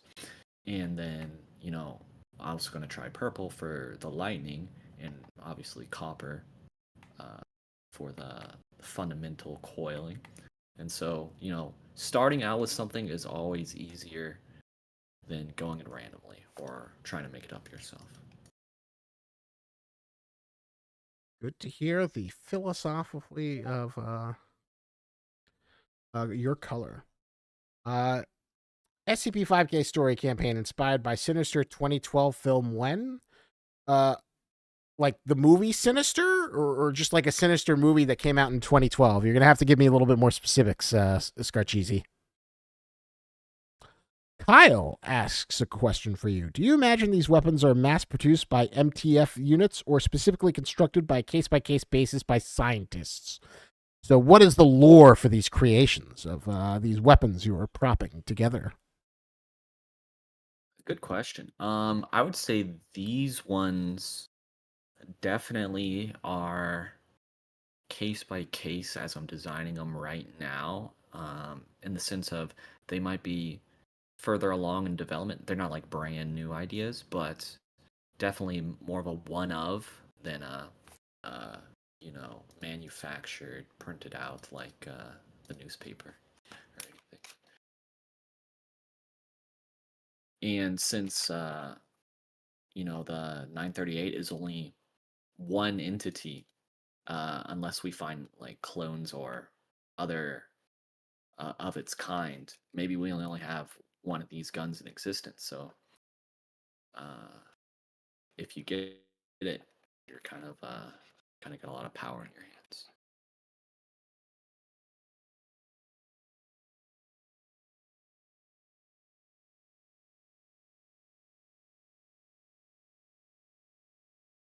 Interestingly, since uh, the SCP-938 is kind of alive in a sense, and it has a will and an intent, etc., I thought it might be interesting uh, to have this kind of entity be able to communicate with you sometime. Like if it's bloodthirsty, because it chases after people, basically wants them to die, you know, maybe we have some visual effects that pop up that say, like, not literally say, but like communicate, oh, we're looking for a kill, I'm gonna be mad if you don't. Or, maybe not actually speak to you so we can have, character development between this like psychotic homicidal entity and you, this random player. I think that could be a cool dynamic.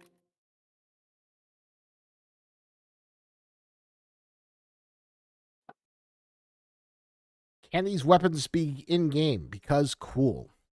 That's a good question. I think that would be a larger conversation for Trey Bishop. You'd have to convince him to see if these are things that he would like. Because I think it's a cool design, but I don't know. Like SCP 5K is supposed to be grounded in realism. So an electric gun might be a little bit too, but we will have to find out. Maybe justice for 936 gun. We will have to find out in the future. Yeah. Hey, maybe a mod one day.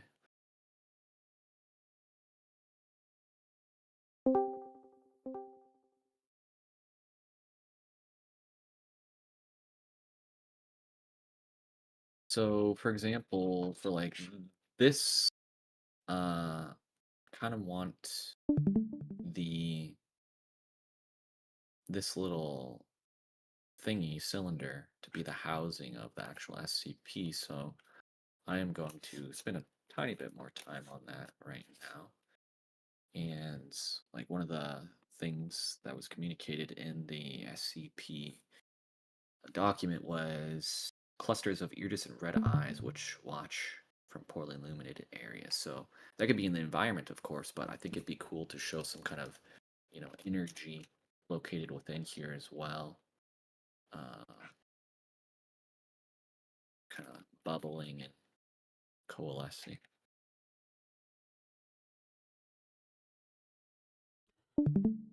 especially in, key areas. What would you imagine the sound effect would be for when this thing bad boy fires? Oh, geez. Get the voice actors out here. No idea.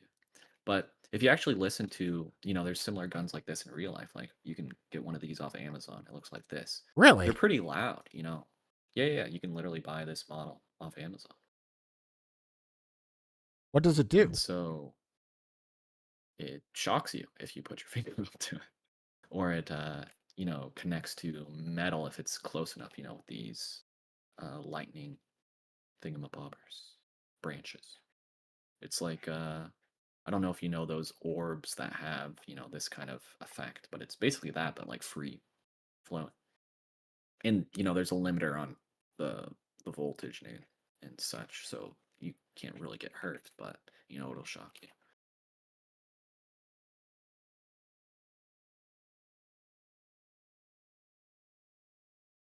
And I found through my user experience that almost everything you want to design has oftentimes already been designed. You just have to look for it. Sometimes it's in a different form. Like this is a pistol versus a rifle over here, but you know, similar principles apply to both.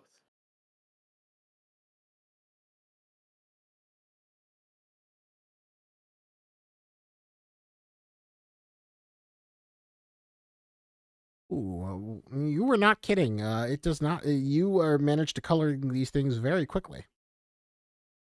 Yeah. Yeah.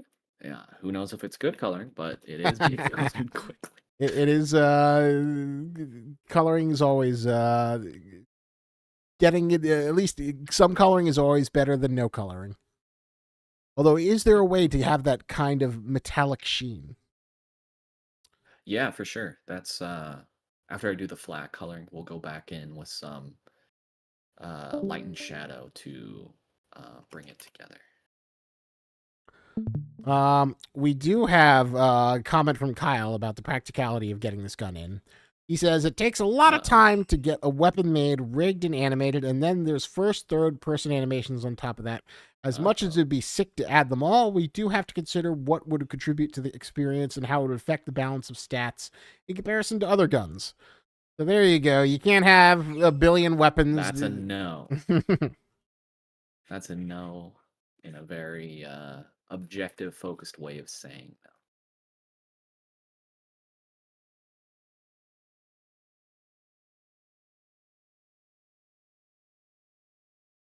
But that's a lot of game development where there's, a billion awesome ideas, but you do have to focus in on the most important stuff first. If you don't, you're going to get lost in the weeds. For you sure. you do not want a experience like what's that famous game Duke Nukem Forever, where it just keeps on adding more and more ideas and it never comes out. You'll, you know, once the fundamentals of the game are done, there's always an opportunity to do more.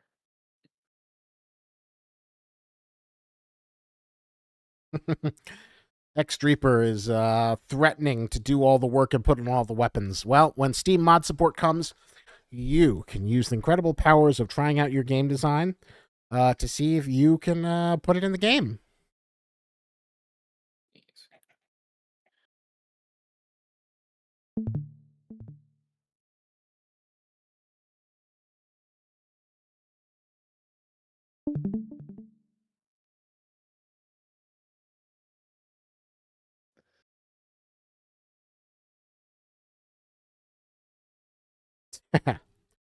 On YouTube, they say, but SCP is a cosmic horror game. Everything is possible. You're right. Within the universe, True. everything is possible, but unfortunately, to make those dreams a reality, it requires time, money, and man hours, which are unfortunately a finite resource. True.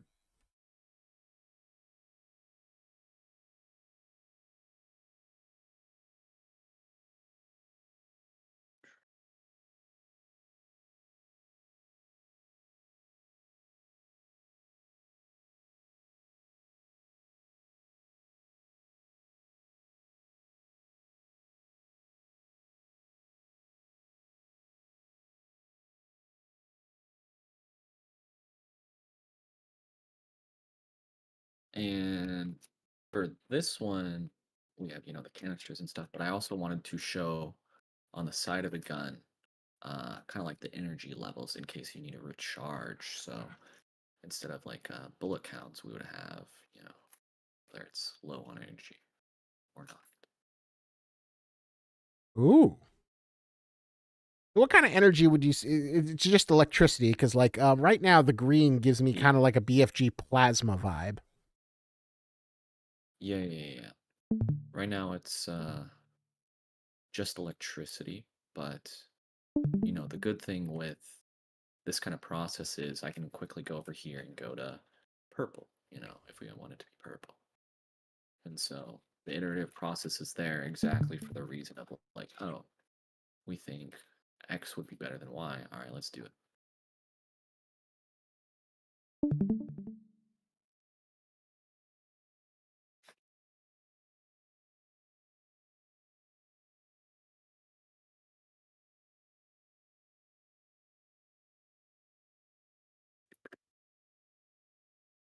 Let's do some quick on this.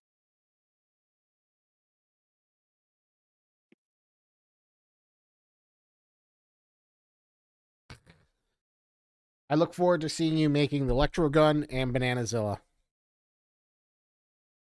We'll do half of that. We'll do half a banana and then half electro gun. Yes, there you go.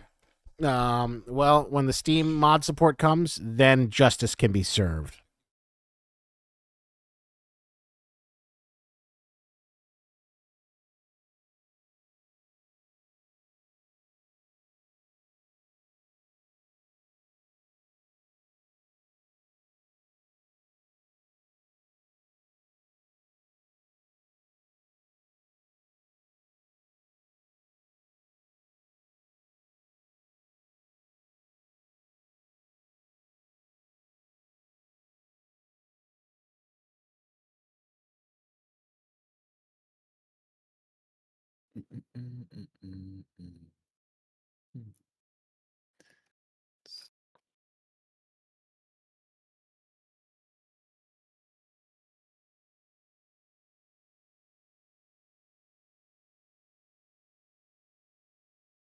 Outside of Valorant, what other interesting games have you done artwork for? And I guess, what other games? A lot of the games the past I've done are not so well known, to be honest with you. Ooh, are they like At least more? my personal journey. Are they like Oh, more go on. indie games? Yeah, indie games, smaller games. Games. One or two people officially work on games where only like five people work on, etc. And so, my journey took me a long time to be able to work with larger teams like the ones at Afray. Do you have a dream project that you'd like to like? What is the dream offer if you could pick like your dream studio or project to work on? It's a good question.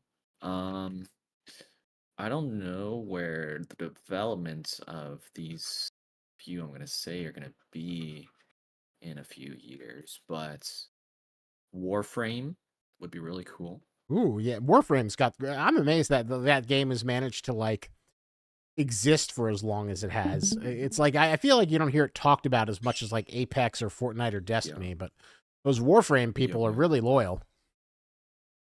Yeah, for sure. Warframe, uh, Destiny 3 ever appears, maybe Destiny 3. Oh, you know it's coming. Destiny 3's coming. I uh, wonder what it'll be though. I wonder. well, didn't they say that they finished the saga of Light and Dark in like the most recent expansion? Yeah, yeah, yeah. For, I follow. I used to play a lot of but what's Destiny. after Light and Dark? Rumor is that it's going to be Guardians fighting each other. They're going to get lightness and darkness powers, and there'll be a Guardian civil war. But we will have to see. Civil War.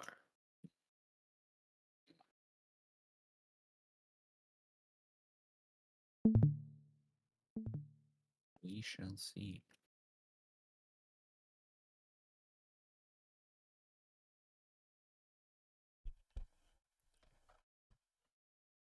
I like the white design for the bottom one. Definitely a different texture than the ones at the top.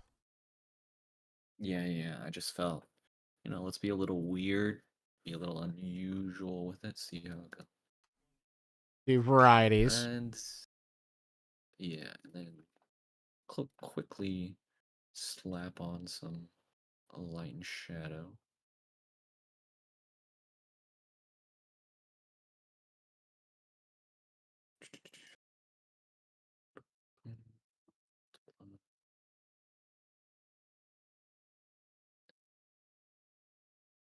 And then when I think about light and shadow, now's the time. Like this has the whole time been, a cylindrical object, but now with light and shadow, I can actually communicate that with like the soft curve that's going to happen. And so it might have been hard to conceptualize that previously, but light and shadow does help do that.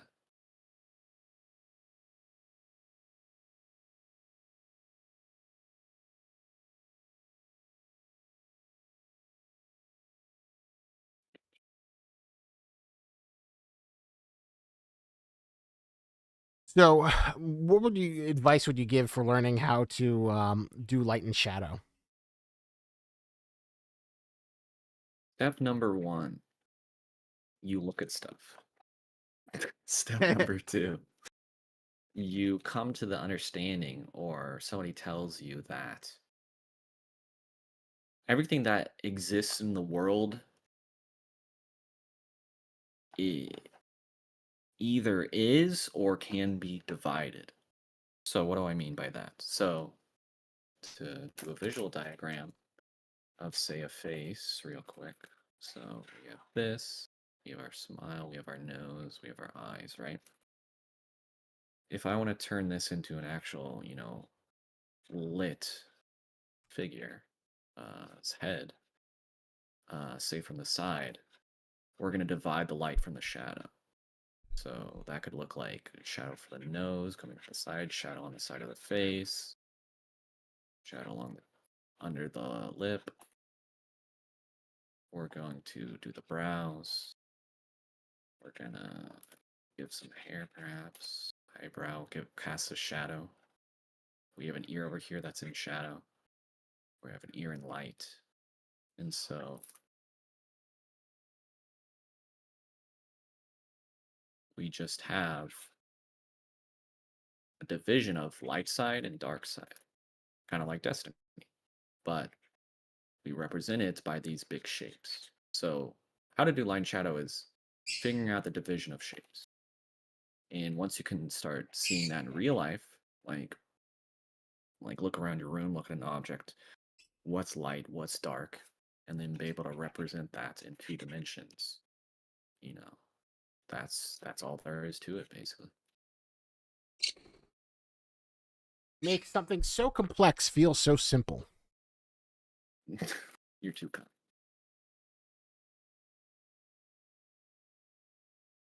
Because light and shadow seems like another difficult element to learn of art that's just as important as 3D space. Oh yeah, definitely.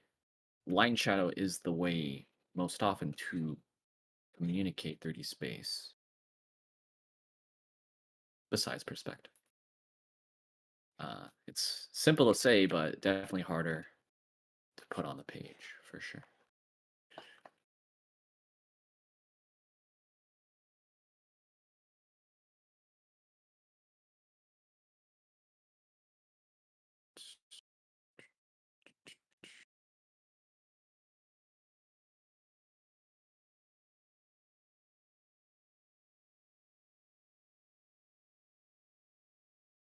So there's our basic, very, very, very basic shadow. And now we're going to do very, very basic light. This will help us make objects pop forward in space.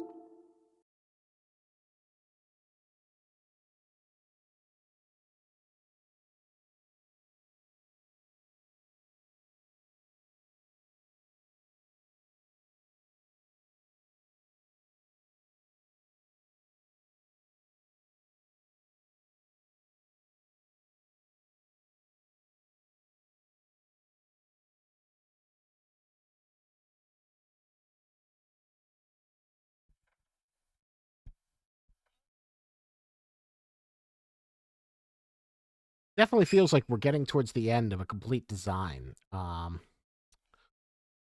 What do you think are like the stages for like that are missing right now?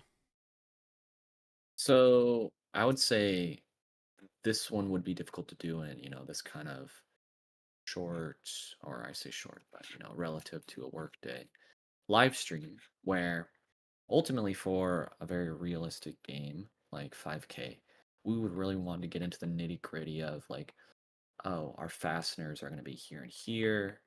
Our switches are going to be here. We're going to use this text here. Um, we're going to like put in these minor ridged elements. We're going to put in these textures. So all the smaller, minute details are missing right now, but those are what really will make it feel, that next level for sure. Well, I think considering the time constraints and the fact that you were doing this in an audience, I think you did a fantastic job of coming up with fully realized designs and pumping them out at such a great speed.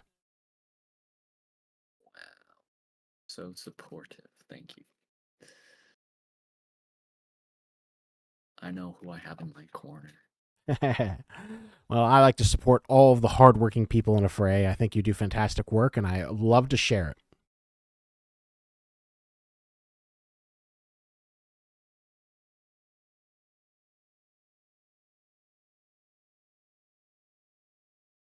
Let's make these purple, like we said previously. Just give it a shot, and then, if I ever give this to the art director, hypothetical art director, I'll be like, oh, they'll have a visual representation of the purple, and they'll be like, oh, I like purple for that one, so just bring it all the way up there, and then I can do that. For futuristic weapons, obviously you love the Doom. Do you think all plasma or electricity should be like just green globs? Uh, I think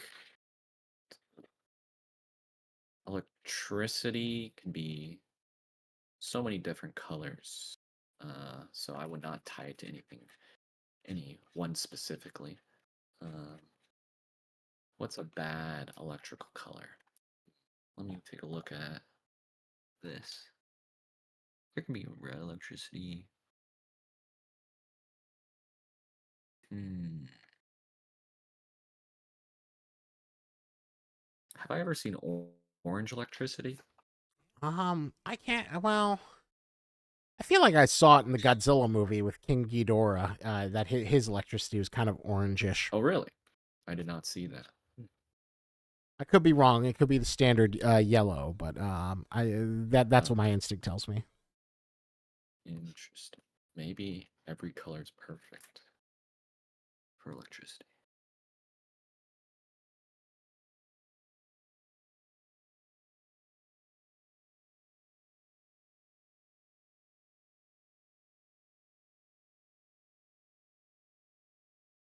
Mm,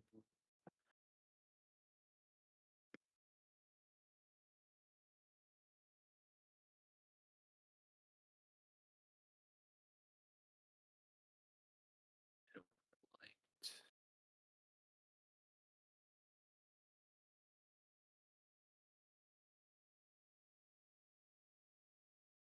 All right. Do we want another random question from for chat from me? Yes. What is your random question? Okay. You have to choose between two colors. Are you going with, let's take a look. What are we going with, yellow or are we going with pink? Yellow versus pink. Yellow, pink. Put it in the chat. What do you want? Yellow or pink? Overall, better color. Let me We're put not up a talking new. about, interior decoration or what you're wearing, just overall color in general.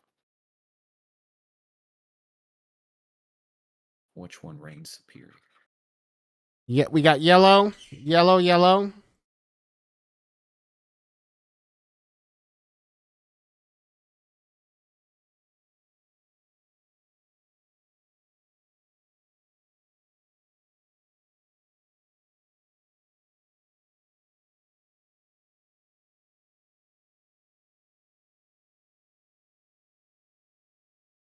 Vote. Who is the winner? So far, yellow is the decisive winner. Come on, don't we have any Barbie fans? Oh my God, yellow is just Yeah, we're demolishing. demolishing, Holy moly. We have some pink completely haters. obliterating. Pink haters in the chat. Color's an People, interesting thing where people love yellow. I Uh, just think they hate pink. Maybe I'm crazy. well, just out of curiosity, did you ever read the Geoff Jones Green Lantern run in the 2011? I don't think so. He had this really popular Green Lantern run where basically what happened is he introduced all these other lanterns, and like the idea is that they were the spectrums of emotion. So yellow Mm, was this aspect of fear, a blue was the aspect of okay. hope, Okay. red was the aspect of rage. So he created this whole mythology based on the colors, and created a whole Cool. lantern corps, and kind of created this great spacefaring mythology. Nice. Yeah, I think it's cool to see people's different takes on what the colors can mean, emotionally or action or etc. Colors are cool. Because, yeah, like red could mean, anger, but it also could mean love or passion. So what is it really deep down?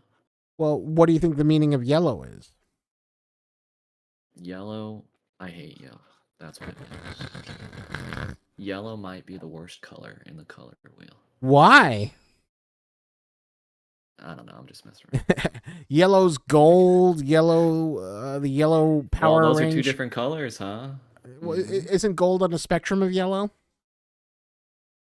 King, See, King Ghidorah's yellow. you could say the same thing for pink, right? Pink is just red, but lighter, right? So do Ah, you hate true. red? Pink is very bright.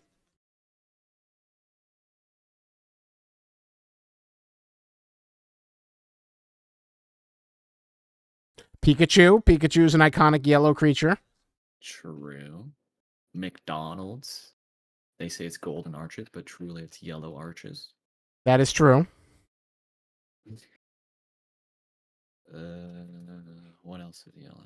Yellow, the Donkey Kong cartridge for Nintendo 64. Mm. Bananas are yellow. Bananas. Maybe that's why I hate bananas. Huh? Minions are also yellow. Oh god, no wonder I hate yellow. Maybe they ruined it for you, those minions. Yeah.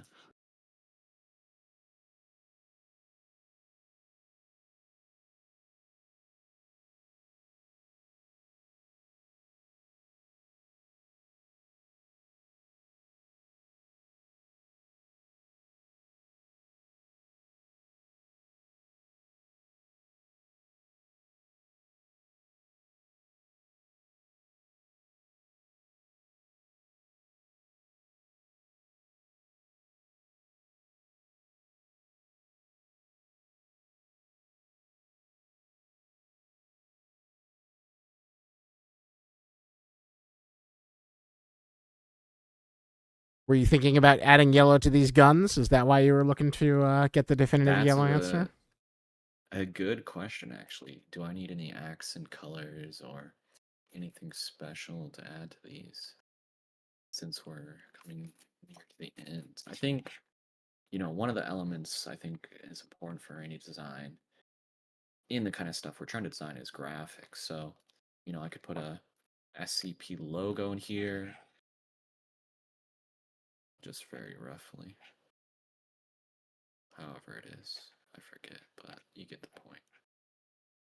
To SCP. Probably make it a little smaller. Just to add a little more layer. We'd rather probably actually type it out if we were to really do it, but we gotta slap it on there for now. Can't And can't can't not then have the SCP logo. yeah, definitely. And then we could have yellow around some key elements of like, oh, watch your hand, you don't want to touch this. But here.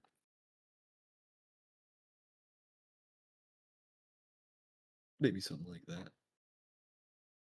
That might be Ooh. too much here, but I kind of like it how it stands out. yeah, just like be careful of these cords, you might get electrocuted. Might be a design flaw. True, true. Gotta work on our bugs. So we are going on 2.5 hours. I think we've made some fantastic progress. But I don't obviously Yep. want to take up too much of your time. I guess what other finishing touches are we looking on to these weapons? I'm gonna do some final, I guess, real quick details. Putting in some, like, if I feel like this space here is like too flat, I'll put in some lines to break it up and probably some fasteners to tie everything together. Like, maybe here would be a good spot for a screw. And then, over here for the trigger mechanical stuff going on. And then same thing for these other ones as well, because a lot of the times, the space is around real guns are very, like, they have their empty spaces, but they have areas of concentration of details. So those are good to incorporate in your own design. Boom, boom, boom. So just add those real quick. Boom. Got a couple there. That. And then could put a little bit implied texture where we need texture, because these are obviously maybe places we can place our hands.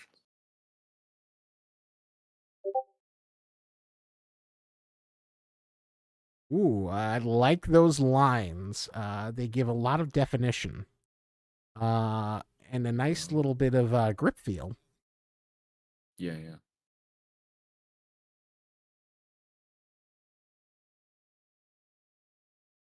Boom, boom. And maybe we put like a label some places. But then after that, I think we can set this one aside for now.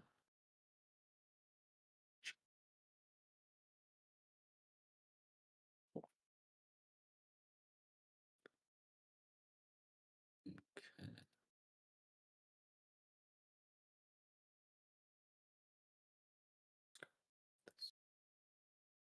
Boom.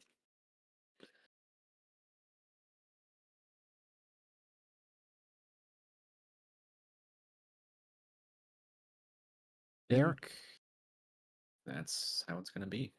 Very nice. Slow clap. I say that as I add small details, but keep going. Don't let me stop.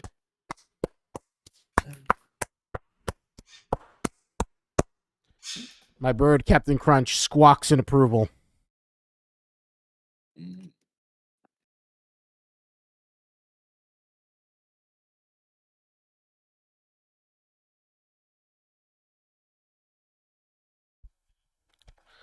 So, any more little details, or would you think that these are finished? You know, I can always scrounge around looking for more, you know. But it might be best to set it aside since it's getting late. So I think we'll set it down right here. Fantastic. So, any final thoughts before we let you go this evening? Uh, I think if you really want to, you can hike whatever trail you want, whether it's forest or lake or mountain. See a deciduous tree or coniferous, you know. Set your mind to it, you can do it. Even if you like yellow, that's cool too. But I've enjoyed, streaming the process with you guys. Hopefully you enjoyed it. Hopefully you like my random questions as well. Glad you're enjoying the game, and I actually am really looking forward to y'all seeing more of the, props, set dressing, environments I've worked on as well that are going to come out. Real excited about what I'm working on, and looking forward to seeing it in the actual game too. So there you go. I hope you have enjoyed this evening. Thank you all for hanging out with us. There will be another event next week. I am working on getting someone lined up. Once the details are solidified, they will go forward, and we have some potentially very interesting guests coming down the pipeline. So I cannot wait to announce those. Stay around, and hope you have a wonderful evening. Beautiful work, David. Thank you all. Thumbs up from Kyle. Yeah. I think that's the best way to end the evening. Thumbs up from Bossman Kyle, the wonderful art director of SCP-5K. Heck. SCP set in Infinite Cornfield, campaign set in an apartment complex. Just wait for the DLC. We'll see what happens. All right. With that, I bid you adieu. And stay tuned for more game nights, for more movie nights, and of course, more streams with the community. It has always been a pleasure. And as always, stay safe and have a great time. Yup, yup.